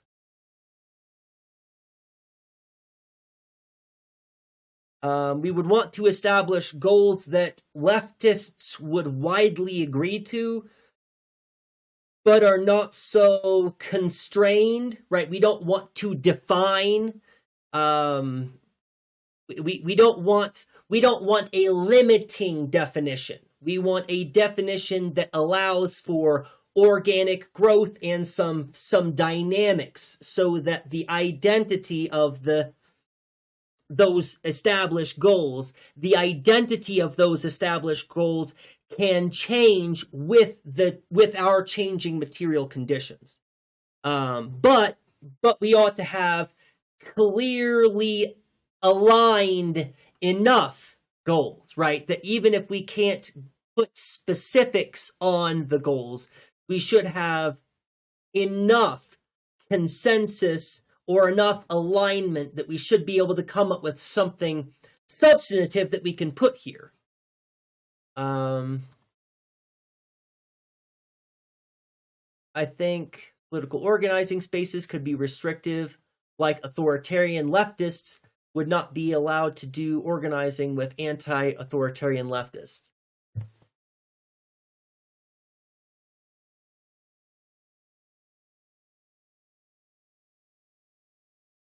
Right. So we have our first need for exclusion, Jane, because that's what we're talking about here. A need to exclude certain people who might call themselves leftist, right? Because this would what you're talking about there is a misalignment, right? Anyone who thinks that we can implement a top-down socialism, that is somebody who is not aligned with me, right? I don't want to work with that person, right? And that's, I think, that a reasonable threshold for us to establish is to have, well, I mean, I can go right here under goal.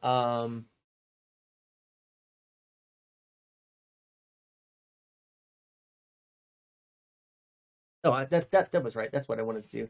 I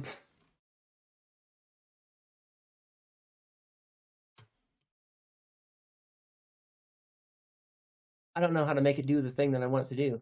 Oh, there we go. Maybe? Oh, it's still not right. I'll fix it later. It doesn't matter. A nerd, stop being worried about the formatting, nerd. Stop, nerd. Just get over it. Establish goal, anti-authoritarianism.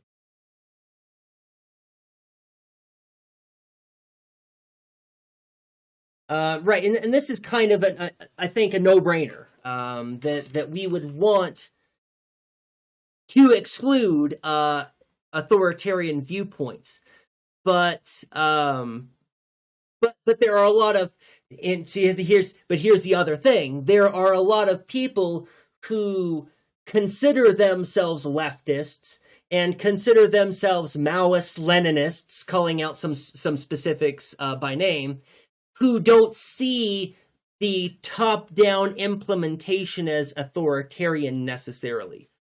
I do, and I bet you do. And I would suspect that many people here in my chat also do, but those people might not.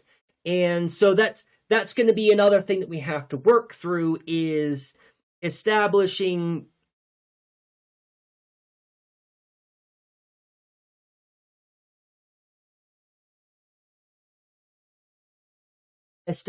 grounds. That's not what I want. Establishing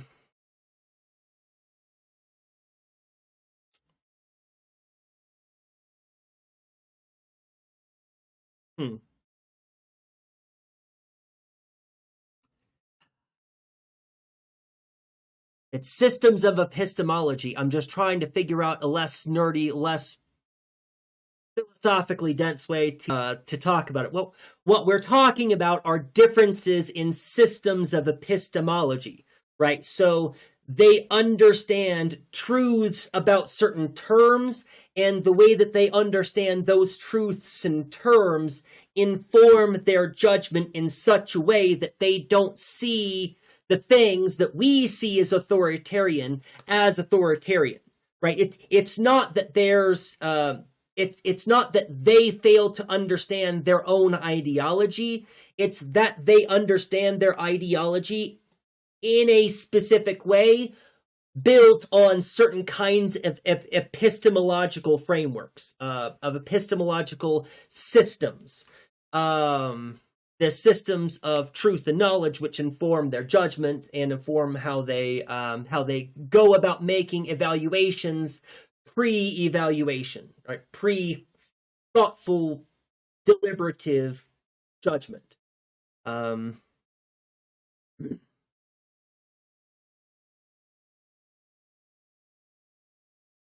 Systems of the study of knowledge. Epistemology isn't just, well, okay, good, Grumbles Giltskin. So epistemology is the study of knowledge, but it's more than just the study of knowledge, right? That's not an incorrect thing to say about epistemology, but it's a limited thing with regard. Epistemology is it's what is known, right? What is knowable, that which cannot be known, and how we come to understand these categories of knowledge, right? So all of those things fit into epistemology. It's what we know, that which can be known, that which we know cannot be known, and how we come to know what can be known from that which cannot be known, and the processes, the metaphysical processes which are necessary for us to understand those things coherently in that way. When I'm talking about systems of epistemology, I'm talking about the networks of truth and value upon which you build all your actual knowledge. So there are things that you know. The things that you know that you're aware of are built on a bunch of other frameworks of truth and value that most of us never really look at. So when you go to make a judgment, when you're thinking to yourself, I have a choice before me, I am going to make judgments about this choice, you have already made a number of systemic framework, you have made judgments already. To get to the point where you realize you have a choice to make, you've already made a series of judgments. And those series of judgments, before you realize that you are about to make a decision, those frameworks of evaluation are informed by the systems of truth and value, which undergird the knowledge that you know that you have about the world.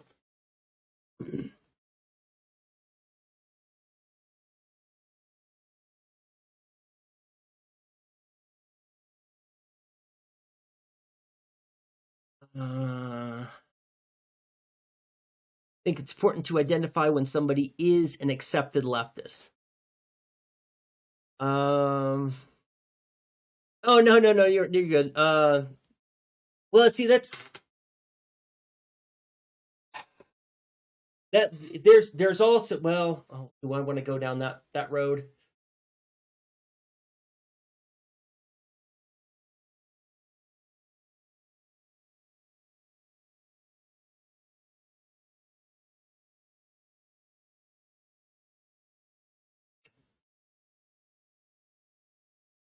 So let me think about that for a minute. Bellatrix Fairy, welcome in. Allowing for an organic growth, absolutely, yet constant aligned moral principles. Yes.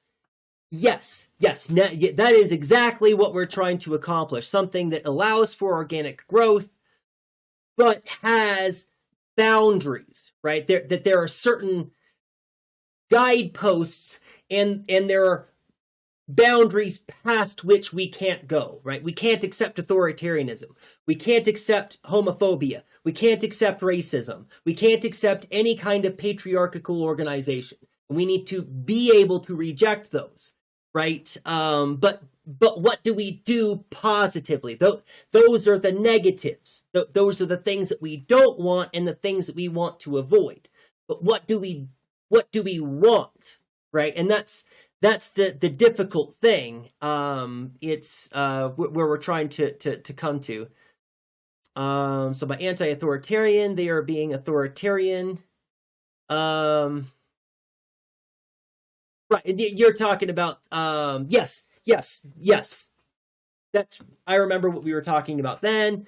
The people who understand their ideology as not being authoritarian, right?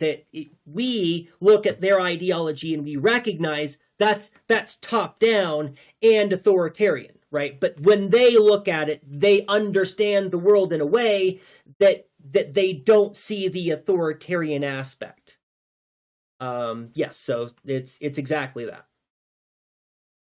My epistemology is scientific skepticism. Yes. I appreciate your input, Jane, because you really add a perspective that's awfully very helpful for me, I think, with your scientific skepticism. You choose not to decide, you still have made a choice. Yep. I know no knowing, but the knowing I know, and what I know is no known thing, only a knowing that knows no boundary. Wow. Knows no certainty, knows no knowing that can be fully known. So what is known is always, so what is known only as what I no longer know, and knowing itself becomes no more than knowing that I know no more. That's a whole lot, Kimatara. That's pretty fantastic, though. That's very Socrates. That's a very Socrates thing to say. Well, I mean, I guess from my Western perspective, I bet your way of framing this is informed by something older than Socrates.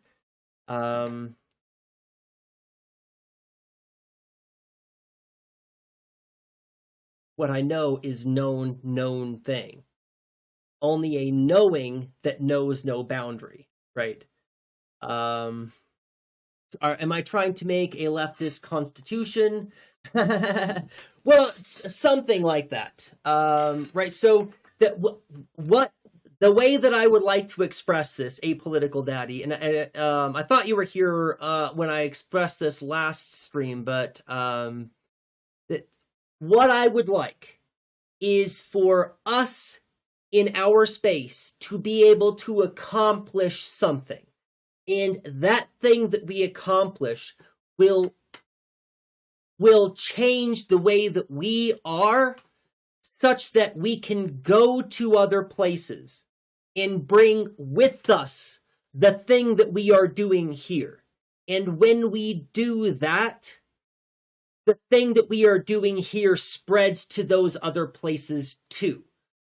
Not because I think that I have all of the answers or I want to be in charge of anything. That's not at all the case. I would really like not to be in charge of anything, thanks.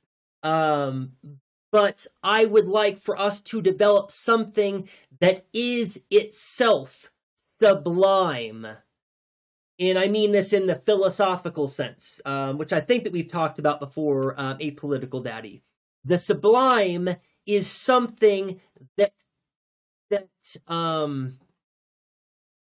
reveals to you the truth of the world, right? The sublime is the character of reality, so that when you experience something, you don't question the reality of it. When you understand, what's a good example of the sublime?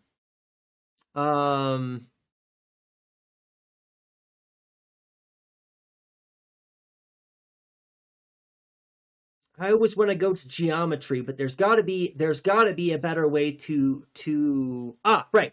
So, a good expression of the sublime is that when you are dishonest, other people don't trust you.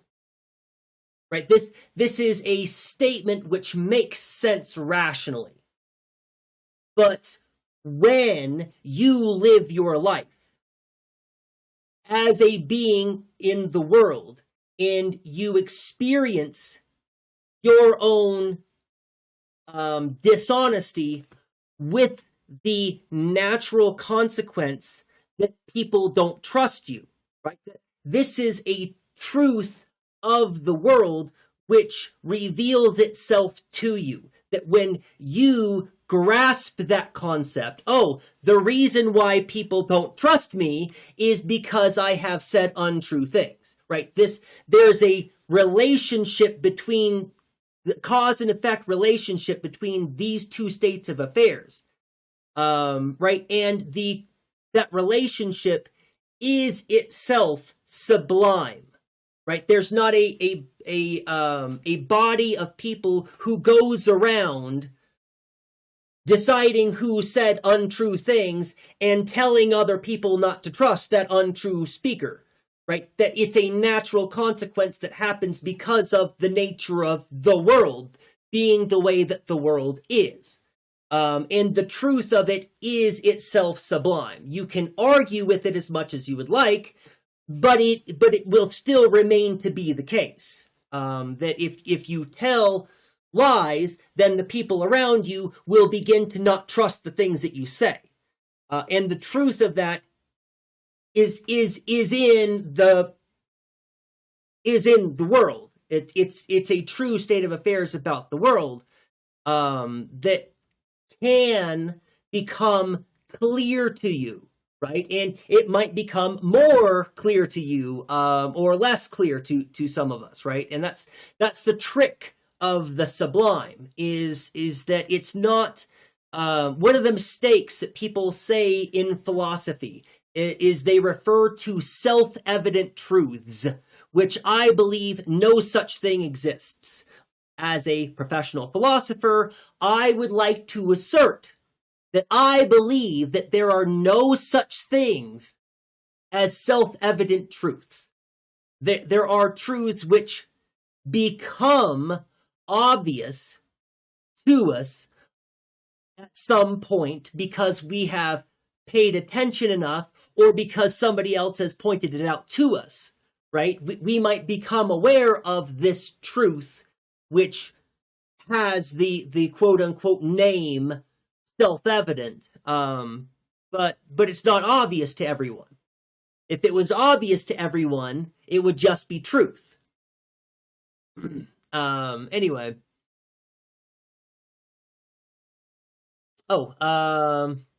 Santeria is a good Sublime song. That is a good Sublime song.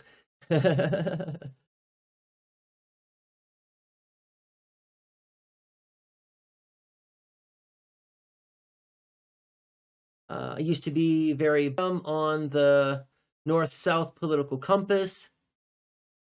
As I get older, I see that most people can't handle liberty as much as I want it to be. So authority starts creeping in as a good idea. But I'm grumpy and middle-aged. Yes, I'm also grumpy and middle-aged, so I completely sympathize with that, Grumpelstiltskin. No, though I would push back on that a little bit, only a little bit, and the thing I'd push back is this, that most people can't handle liberty. Now, I agree with you. I'm gonna push back, but first let me say I agree with you that most people can't handle liberty. I do agree with you. The reason why I believe most people can't handle liberty has to do with this idea of prefiguration that us anarchists talk about an awful lot. We do not live in the kind of world where people feel empowered to make decisions. We live in a world where people are constantly being met with negative reinforcement. Now, a lot of this has to do with capitalism and the fact that capitalism needs you to constantly question your self-esteem and to feel bad about yourself, so you find ways to feel better about yourself, and those ways always translate into you spending money. Right? That's part of the reason why we feel that way. Is on purpose because of capitalism. But it's important to note that we, as a culture and society, we systematically shut down people's ability to think for themselves on purpose early in child development. When kids first go to school, their early schools, sit down, be quiet, raise your hand. No, you can't go to the bathroom. No, you can't have outside of the box thinking. These are the rules. These are the answers. That's it, right? These are the rules. These are the answer. This is your box.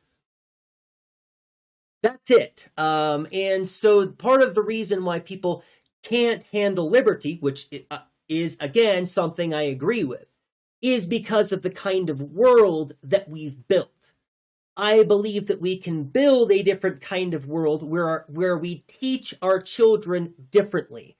And if we teach our children to be responsible decision makers, to be in charge of their own decisions and to determine for themselves the kinds of people that they would like to be, then we would have a different world. And that's right. We live in a world where people are told you can't even cross-dress, right? Let alone be a different gender, let alone have any kind of different expression, or have a boyfriend if you're a boy, or a girlfriend if you're a girl, right?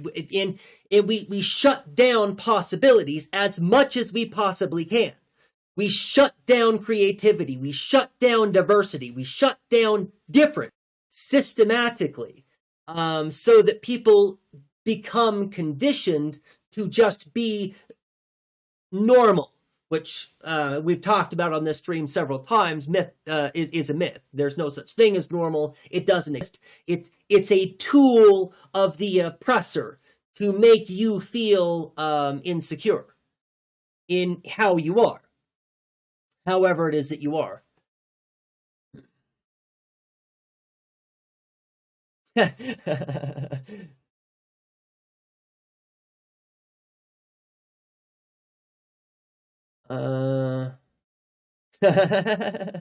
Blood sausage. There we go. Blood sausage is pudding. Yeah. The proof is in the blood sausage. It's more like systemic conditioning, much like I'm writing in my article. Years of this led to the complete opposite of what doctors supposed. Undertreating me led to pain to be my baseline. Undertreating me led to pain to be my baseline. Now, if I take any painkillers, I feel like I'm dying. Not because of negative side effects, but because not feeling pain is now such a frightening and alien feeling to me. Wow. The health system broke me. It created a sort of Stockholm syndrome with my pain. Wow. It's not that liberation from pain is inherent for me not to be able to handle.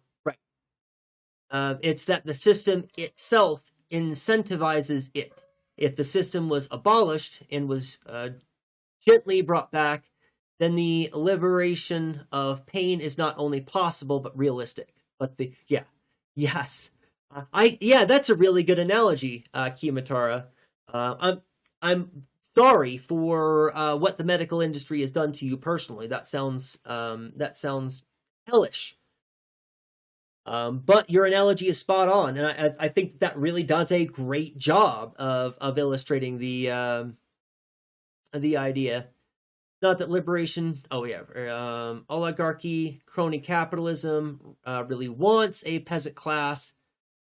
Pure capitalism, much like pure communism, are great on paper. Communism becomes authoritarian dictatorship, and pure capitalism becomes ANCAP-stan. The best example is the cartels, full-ass government-style organizations, but not found by geography, so nobody can declare war on them.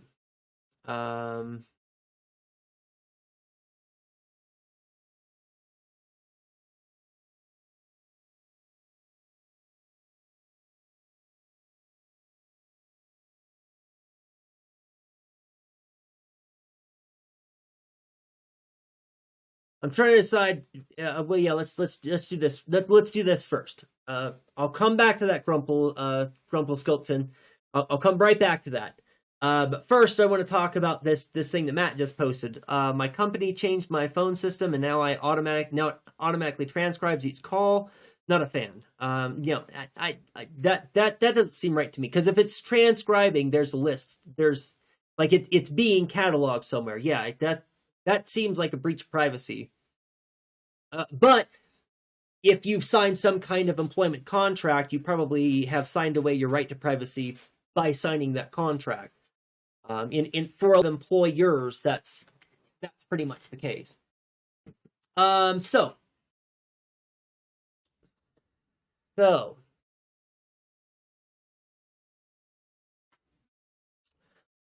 I'm not sure that I would agree that pure communism becomes authoritarian dictatorship, but there's a lot of hairs there that would need to be split for us to figure out what it is.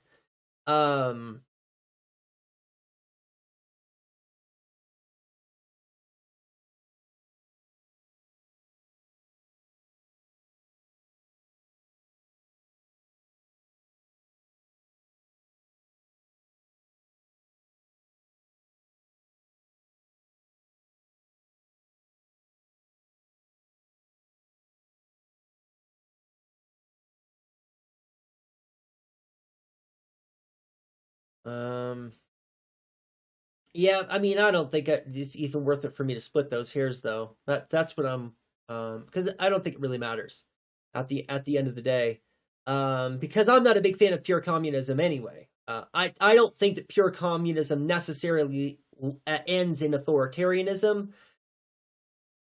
I think that communism only ends in authoritarianism if it is off on the wrong foot to begin with.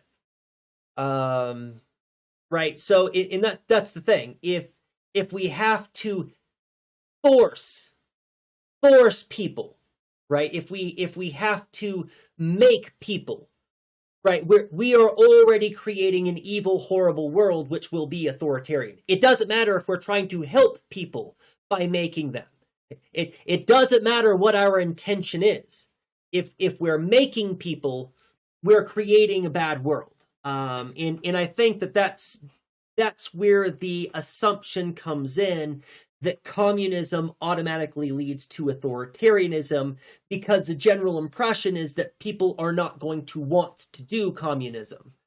I believe that we can build a world in which people want to do the communism, and we don't have to force anybody to do anything. We can live by propaganda of the deed and live through direct action and show people how they can make their lives better.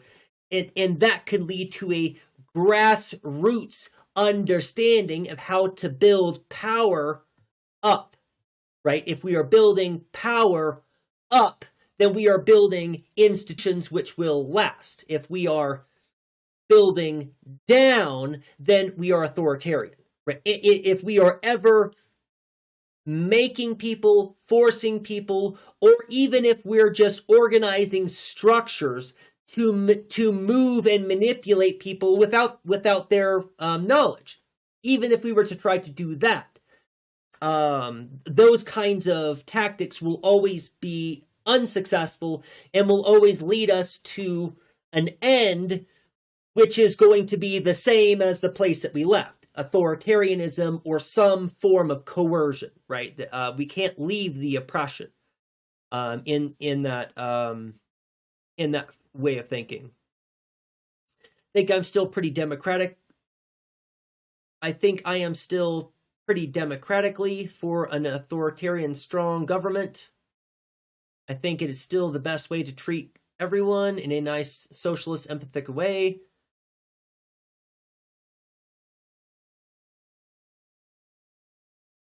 I'm not understanding something about this apolitical daddy.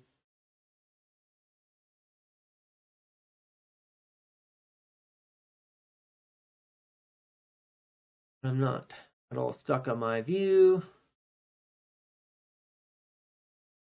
I think what you're saying is that you are democratic, that you think that democracy is the way, and that's we've done some naysaying about democracy in this channel before, but you're saying that democracy is the way over authoritarianism, right? You're juxtaposing democracy and authoritarianism, and you're saying that democracy is still the best way, for us to have socialism and empathy in our statism. Is that what you mean? Without an authority, how will the people know they are doing communism correctly? Well, and that's the thing. I don't want us to try to build a world in which communism is done correctly, because that's already off on the wrong foot. What you do should be determined by your material conditions, not because some leftist told you, or because of some principle, or right. What you should do should be determined by your material conditions, and you know your material conditions better than anybody else. We wouldn't need an authority over communists who are just organizing themselves to meet each other's needs in their community. Right? If people are meeting their needs in their community, we don't need an authority to tell people that they're doing it wrong. Right? If they're meeting their needs as a community, then they're doing communism. But that might be one of the hairs that we're splitting about communism. We might have different ideas about what communism means, or what it means for people to do it.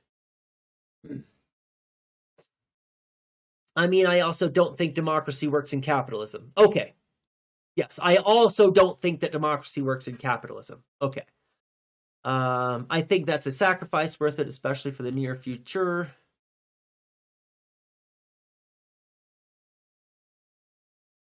Well, and Grumple-Skiltskin, I'm not at all worried about the free rider problem. What happens if somebody doesn't want to work? I don't care. In a communist society of communists, none of them care if one of them would rather just do art, or would rather just sit by the brook and fish all day, right? If that's what somebody wants to do, communists don't care. Or if communists care, then they're doing it wrong, because it's not anybody's business how other people choose to live their lives or engage their labor. That's the point, is that we shouldn't have bosses who are telling you how to direct your labor. That's the problem. You should be free to engage your labor however you'd like to. The rest of us are going to be engaged in community building where we feed and house each other. If you don't want to do that, and I'm not picking on you, obviously, you're just asking the question, right? But if you don't want to participate in that, cool, you can opt out. That's one of the big differences between communism and capitalism. Capitalism requires that you are part of the process. You get no opportunity to opt out. You work or you die. That's your choices. With communism, you can just not work and we'll still provide for your basic needs anyways, because that's what societies do. For the vast majority of human history, societies have just taken care of each other. We haven't needed states. We haven't needed police. We haven't needed complex governments with judicial systems. That's only the last few hundred years that we've really started using those things, and they're not really working out that well, right? All of those things that we have invented to make our lives better haven't.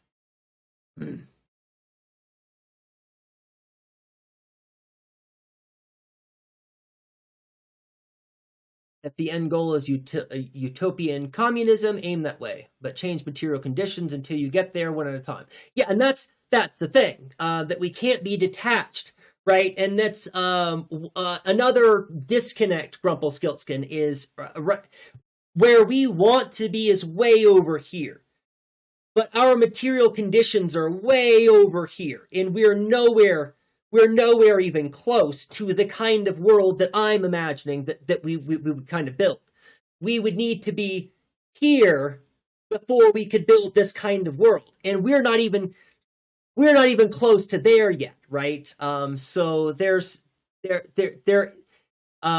a long-term perspective where we want to build a certain kind of world, and there are ways that we get there, different kinds of strategies and paths that we get there.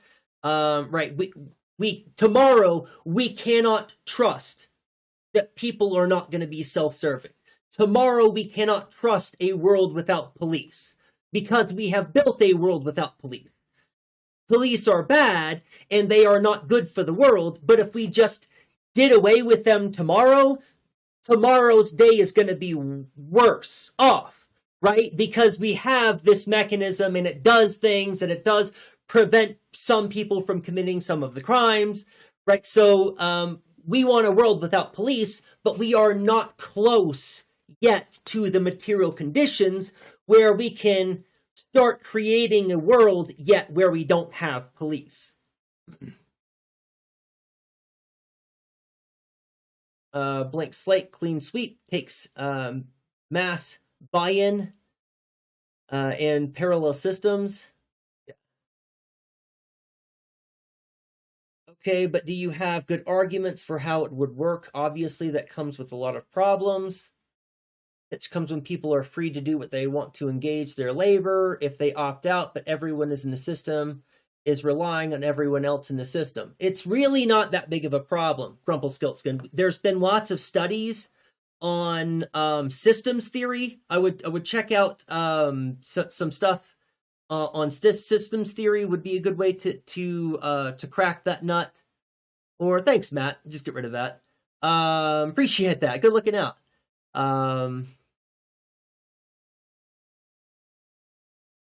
So, and this is so some people just like feeding each other. Some people just right. So I was doing professor work before I was ever paid to be a professor, because that's what I want to do, is I want to help people learn stuff about the world and their relationship to the world. And I would do that whether I was paid to do it or not. There are people who will just want to care for children, who will be happy to show up to help run a daycare, and they don't care to get paid, right? That there are people who will just want to do the things, and that some people might not want to contribute to that society, I don't think is a problem. I don't think that's a real perspective, right? People who have been supported by a community of people who value them and live in a way that exemplifies the value that they have for each other, this person is probably going to want to grow up to be the kind of person who can contribute to their society and give back to the society that has made them. Right now, we have a society that alienates us, that coerces us, that does not look out for our interests and is only interested in grinding us into the machine. It's no wonder none of us care about the social contract or are concerned about contributing back to the society that has helped make us who we are, because that society is horrible, right? If we had a different kind of society that made us feel valued and valuable, then we would probably want to add value back to that situation. And of course, I'm a little bit pie in the sky here. I'm thinking about the end goal, right? And us being close to that end goal, and we're nowhere near. We are in a society where all of us are conditioned to exploit or die, right? That's the kind of, welcome back. It's good to see you back, Nova Rider. We are in a society that conditions you that you have to exploit others or you will die, right? That's what capitalism is. It's a system in which you live precariously. And that precarious position depends on you being willing to work for $1 less than the other laborer, or for you to sell to this other laborer things that they need to live. Right, for you to gatekeep their rights to life, their right to food, their right to health care. You are gatekeeping that with working whatever job that it is that you're doing your work. Right, that's the system in which we live, and it is an alien idea to think that people in this kind of society would ever would ever have this mindset that they would want to give back to the society in which they live. But it's because our society is so hellish, right? That's the problem. The problem isn't people. The problem is not that some people are dishonest or some people are greedy or some people are going to want to be free riders. That's not the problem. The problem is society and how we have engineered society to make people into moral monsters. You are a moral monster or capitalism kills you.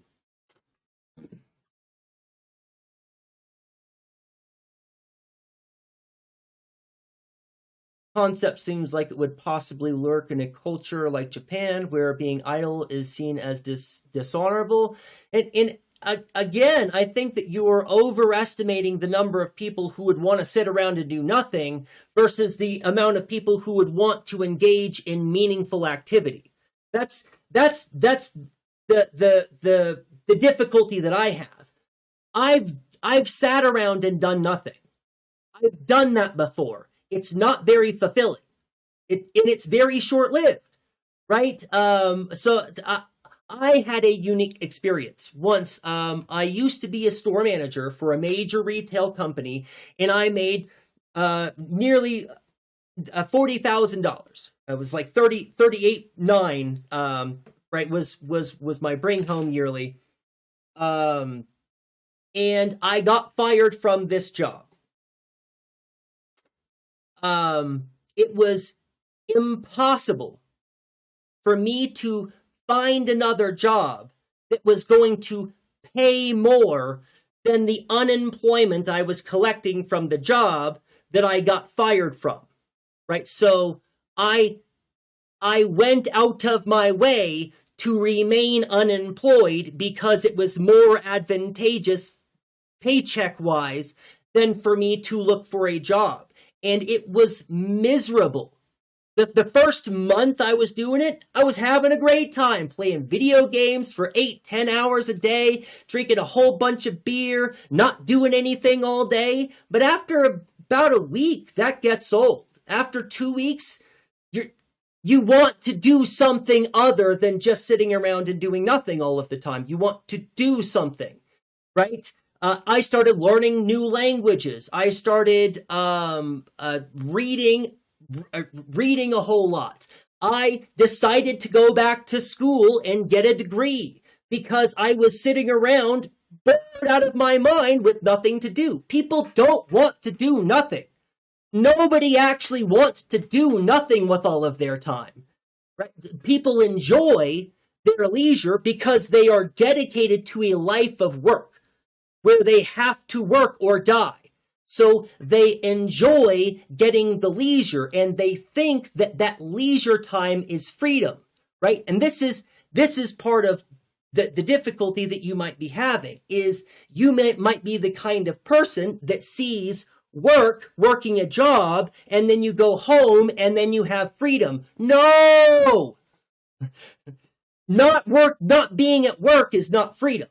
Leisure is not freedom. You don't have freedom, right? And that's the thing. It's almost like you're arguing people would rather be ordered around in a world which requires them to be whipped in order to go to work, rather than building a world in which people just do meaningful, rewarding work with their labor. Right? And if we build this kind of world, people will want to do the work because it's rich and rewarding in itself. I'm a school professor because it's rewarding. It doesn't pay well, right? That's not why I do what I do. I go out of my way to have done a thing, making less money, rather than the thing when I was unemployed, right? That was a shitty situation, and I never want to be in that situation where I'm paid to do nothing. It was miserable. And I think that anybody that has been in a situation where you do nothing all day, every day, you want something to do, anything productive to do, something that's meaningful to do. That's how I feel anyway.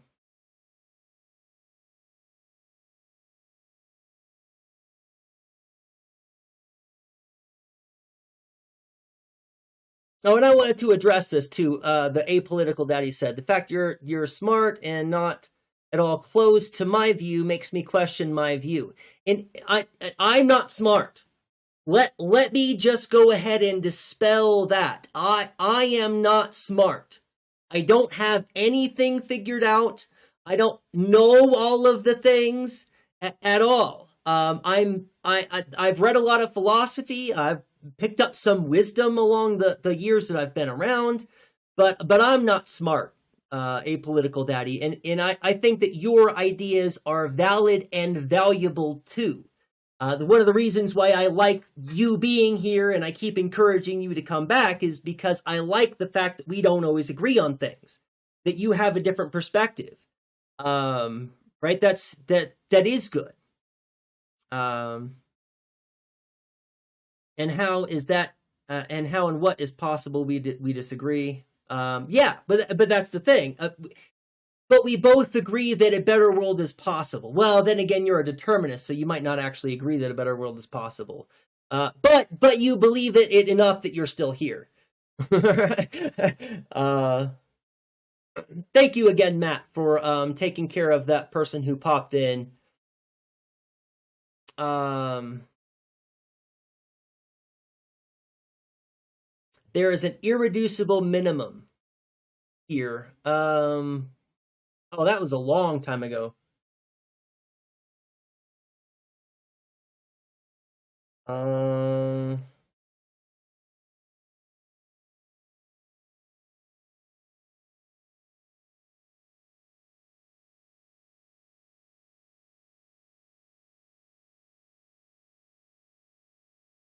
think there's some truth in I can't help you, lady who fell on the ground. I need to get to work on time to pay my bills. I mean, that's the world that we live in, yeah. I think that people that would sit around and do nothing only do so because they haven't had the opportunity in the past, and they would get really bored really quickly and start doing things. Yeah, that's anybody who thinks that people would just sit around and choose to do nothing, or people that have never sat around and done nothing. It's not all it's cracked up to be. People want to have purpose. People want to have something to do. It may not be traditional capitalist job, but I'm sure people will do something that affects more than just them. Well, and one thing that I would like to make clear, Grumpleskiltskin, I'm not trying to argue with you. I disagree with some of the things that you have said, and I'm pushing back on those. But I value you being here, and I value your input, and I value the difference that you have in these ideas. I would really love it if you'd come back and play around with some of these ideas another time again, because this has been really good so far. Because I don't want right. Let's go back to this, right? What I don't want this to mean is that we all have to believe the same things, or that we have to agree, or that we have to be on the same page. Difference is valuable. Difference is how we figure out how to solve our problems. Sameness is what has gotten us into this mess, right? That we need to be a unified nation, or that we need to have a unified idea of America, or that we need to have a unified idea of whatever. Right? That it's sameness is what has given us capitalism. We need something different.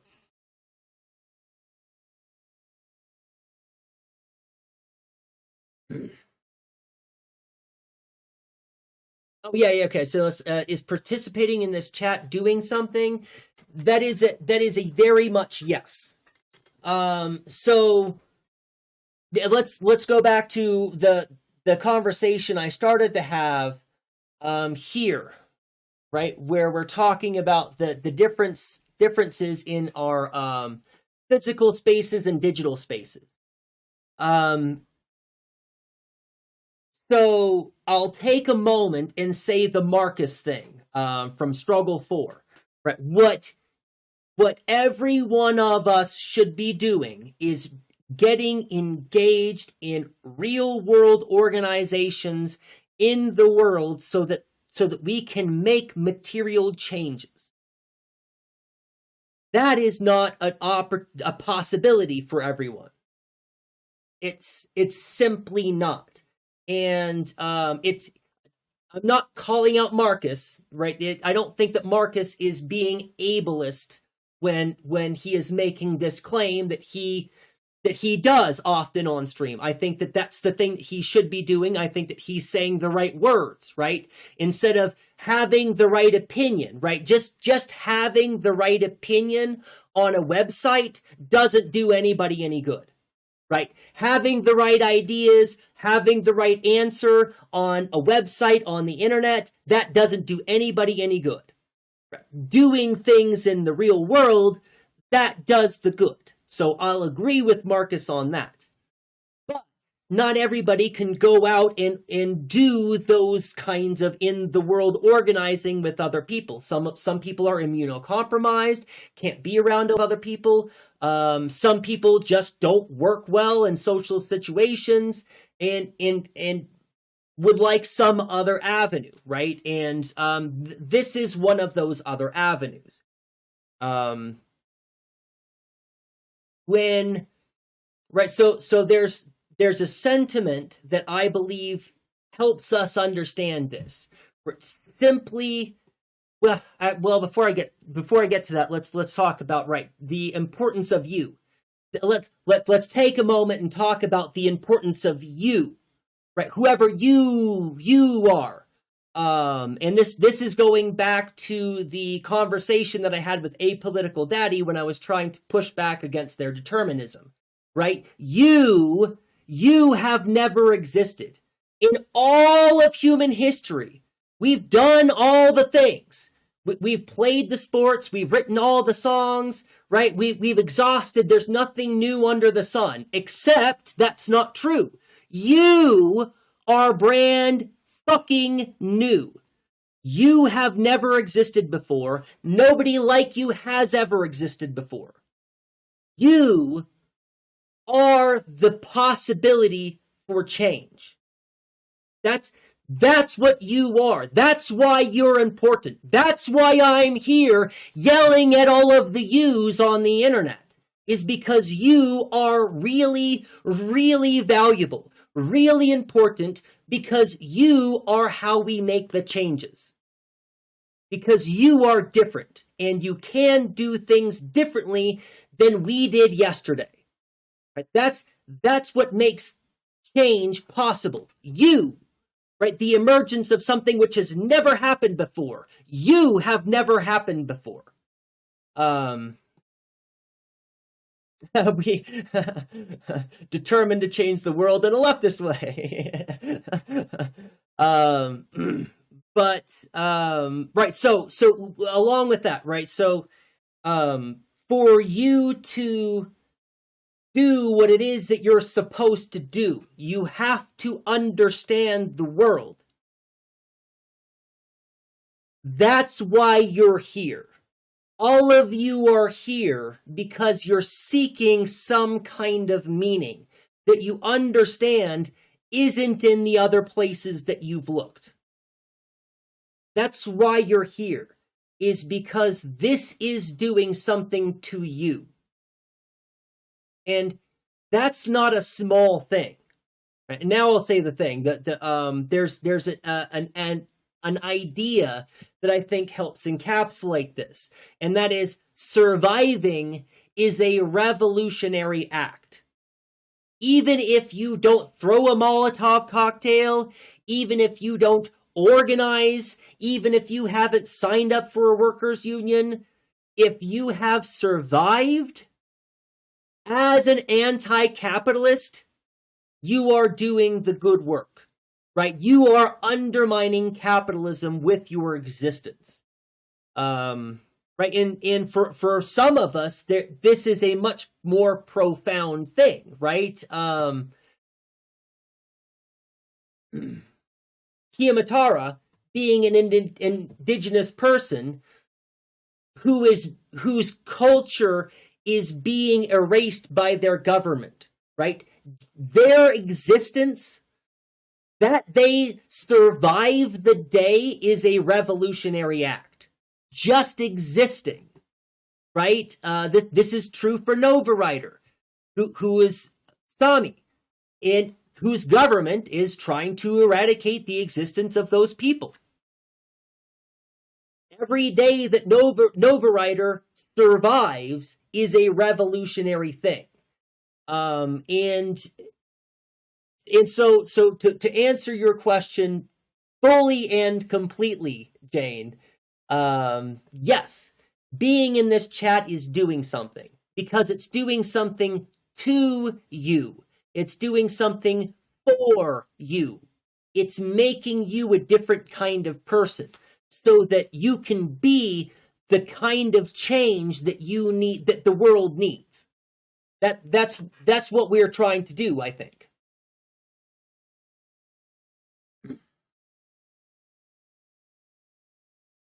Or yeah, this example that Matt gives is a really good example too. When I'm in chat, looking for reasons to talk about Palestine and help get my friends guest spot on larger channels, there you go, right? That's praxis. That's trying to help actual material conditions, right?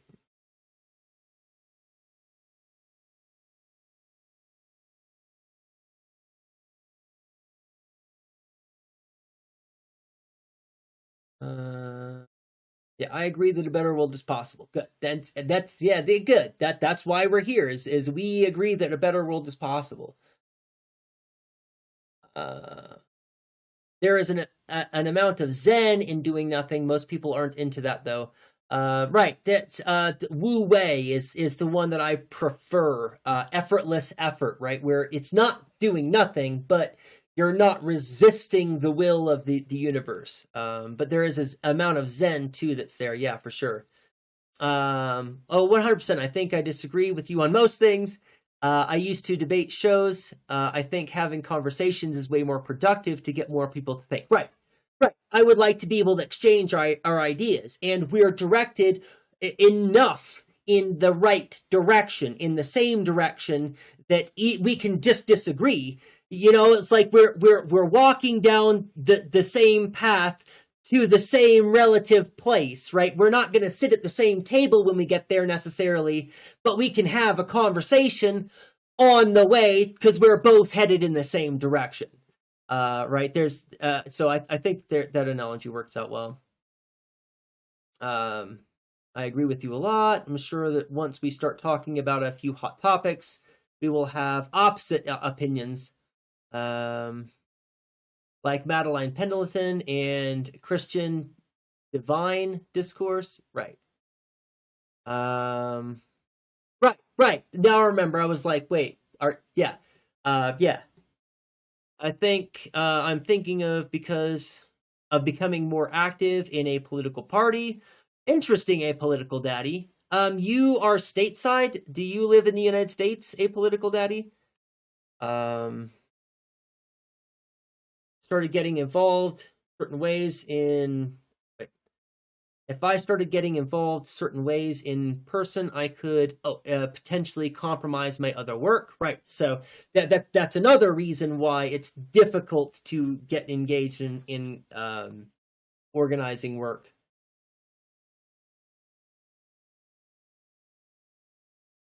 Right. And I don't need to be in the same place to be helping people in real life. Right. Yes. Right. That's another good point.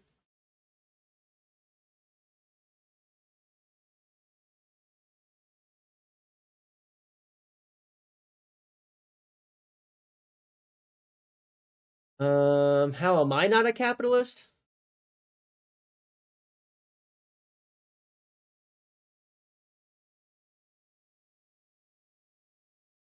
Doesn't that alone prove semantics? Oh, great. This is going to be good. What? You make left-wing politics sound cool. Thanks. I'm going to push X for doubt, but thanks anyway. I really appreciate that vote of confidence. I don't feel like I do that, but I really appreciate you saying that, apolitical daddy.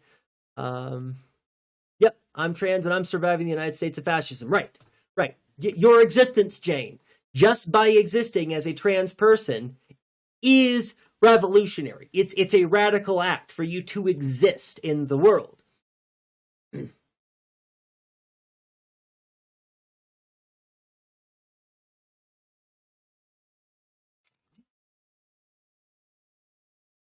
Deltoid said semantics to this because they don't manage wealth through equity. If you make a paycheck, you're also not a capitalist. How is that semantics?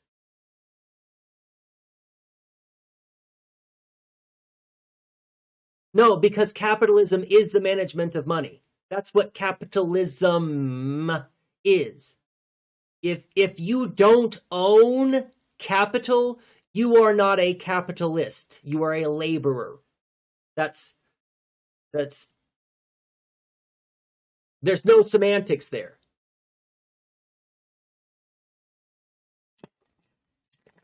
Either you have sufficient capital such that you can leverage that capital rather than to use your labor. Then you have to use your labor, right? It's one or the, you're a capitalist that has capital and can therefore leverage the capital rather than using your labor to survive, because capitalism requires you to do something to survive. Right? Rather than you having a natural right to survive, capitalism requires that you constantly do stuff. Right? You don't get a natural right to life in capitalism. Right? That's a really simple thing that is also incontrovertible. Right? You don't have the right to life in capitalism. Because if you had the right to life, then you could just, grow your own food and build your own house and enjoy your own fruits of your labor. But you can't do that.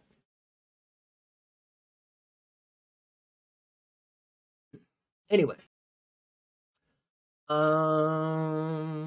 Wow, this has turned out to be a pretty long stream so far.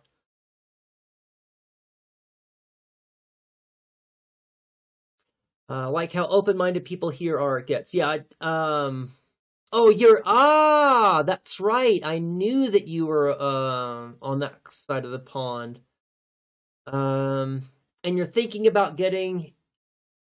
Okay. Well, there are actually reasonable political parties for you to get involved with, Apolitical Daddy. I don't know a whole lot about Dutch politics, but I know enough. That I know that there are groups, that there are political groups that you can get involved in that are geared toward actual praxis. Right, they're that are interested in people's material conditions, and that's what I would, if I were to make a recommendation, I would look for political affiliations which are directed at housing people, feeding people, providing health care, the other kinds of social safety nets that help people live. Right, live. That's what I would be. That's what I would recommend.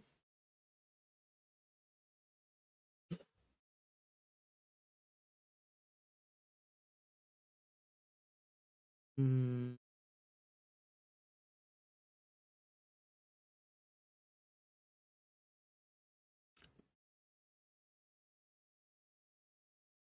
Okay. I wouldn't recommend a political party, but I'm an anarchist, so yeah, and that's the reason why I asked is because it's a waste of time in the United States.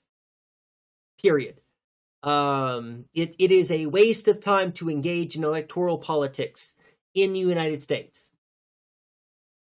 Period. You're not going to affect any material change. Right. Well, I'll actually borrow some of Marcus's other talking points and expound upon that. The only exception to that is right? Electoral politics will not help anybody's material conditions. It will not help the revolution. It will not help undermine capitalism. It will not help undermine racism or homophobia. None of those. You cannot run for political office and achieve anything good materially in the world, with one caveat. That is, if you are a part of some kind of grassroots organization who is looking to put some member of that grassroots organization into a political office so they can ... right? So that they can help those people, so that they can help feed people, so that they can help provide health care, right? So that's the exception. And that's, again, I'm stealing this one from Marcus. That's something that they talk about an awful lot on Struggle 4, is electoral politics isn't the way. It's just not a winning strategy there, period, for leftists.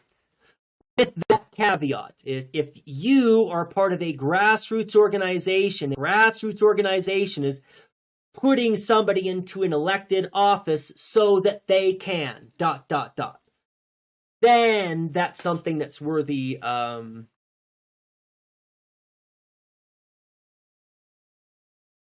Okay. Oh, awesome. Member of the Socialist Party in there. Okay, cool. For our material conditions, if the DSA split from Blue MAGA and turned into real specialists, boy, wouldn't that be awesome, Matt? boy, wouldn't that be fantastic if the DSA just split from Blue MAGA? I believe that electoral politics is a waste of time, period. No exceptions. Good. And you know, I don't feel the need to push back on that. As an anarchist as well, I agree that the state is not the right option. It's not that's not the route we should be going. But a political daddy is not an anarchist, so oh, come on, Deltoid. You've got to have something. Come on, you've been quiet for too long. If you're gonna be here and you're gonna try and troll, at least don't suck at it. Where did you go, Deltoid?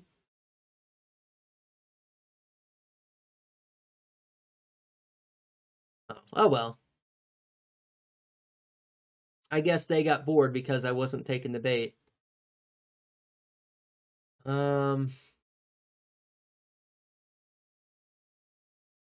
Yeah, that's true. They were. I mean, to me, it seems like they're still just asking questions. But I you know, I appreciate. I'd appreciate it anyways. Just the awesome thing about it is it helps my algorithm, it helps my numbers, right? When people come in and start saying silly things that then I'm just going to push back on. All right. So anyway, I think I'm about ready to wrap up. I'm getting a little bit tired and my mouth is really super. Y'all have probably noticed that I keep keep wiping my mouth. I'm ready. I'm ready to stop the motor. This thing needs to stop. I'm ready to call it here. But this has been a fantastic stream. I think that we have made some good progress. I haven't made a lot of changes to the outline, but I still feel like we've unpacked a lot of ideas. We've really covered a lot of the stuff. I still really. I'm not going to say that. Never mind. This has been advantageous. This has been good. And I don't have any schoolwork. Well, that's not true. I'm of course already designing my next semester's courses. So in fact, I was doing that already this morning. So I am doing schoolwork, but none of it's time sensitive. I can just relax and do schoolwork if that makes sense, rather than doing the work. I need to, I can just relax and I can take my time and do some of the work. So as I'm doing some of my schoolwork, I'll also be playing with some of this and some of other ideas for stream. So absolutely, thank you for being here. I appreciate you all so much. Because I've done it before where I just sit in front of a camera and talk to myself, and that's not fun at all. It's really not very rewarding. It's not the same kind of experience. So thank you all so much for being here and for having great ideas, sometimes that I agree with and sometimes that I disagree with. And thank you for feeling comfortable and being able to express those, right? We don't want to shut things down here necessarily. There are some things that we'll shut down. Rest assured, there are some things that we won't tolerate. But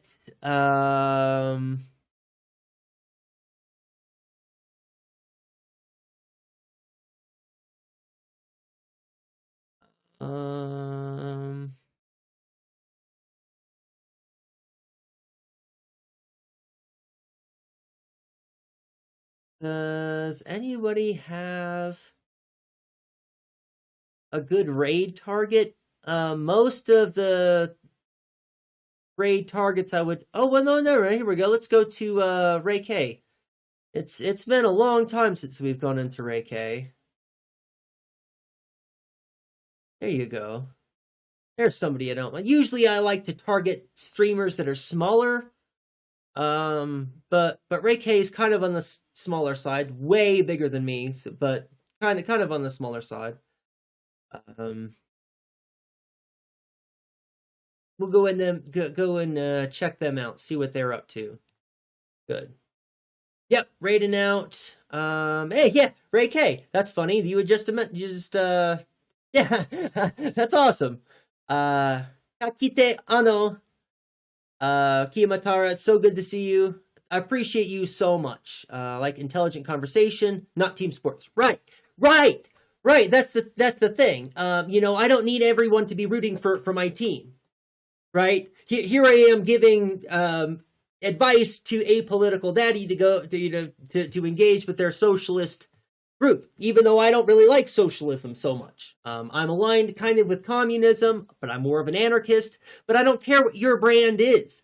Come here and hang out and exchange ideas. Let's talk about how to make this not so terrible, right? Because it's terrible. Let's talk about how to make it not so terrible, and maybe come up with some solutions on how to move us in a not so terrible direction. But again, thank you all for being awesome. Thank you for the raid. I really appreciate that, Frank. You're probably not still hanging around, but I really appreciate the raid, Frank. Good to see you. Thanks for bringing your community by. Matt, thank you for doing modding stuff. Jane, as always, apolitical daddy. Kiyamatara, you're all so awesome. Thank you. We'll see you next time.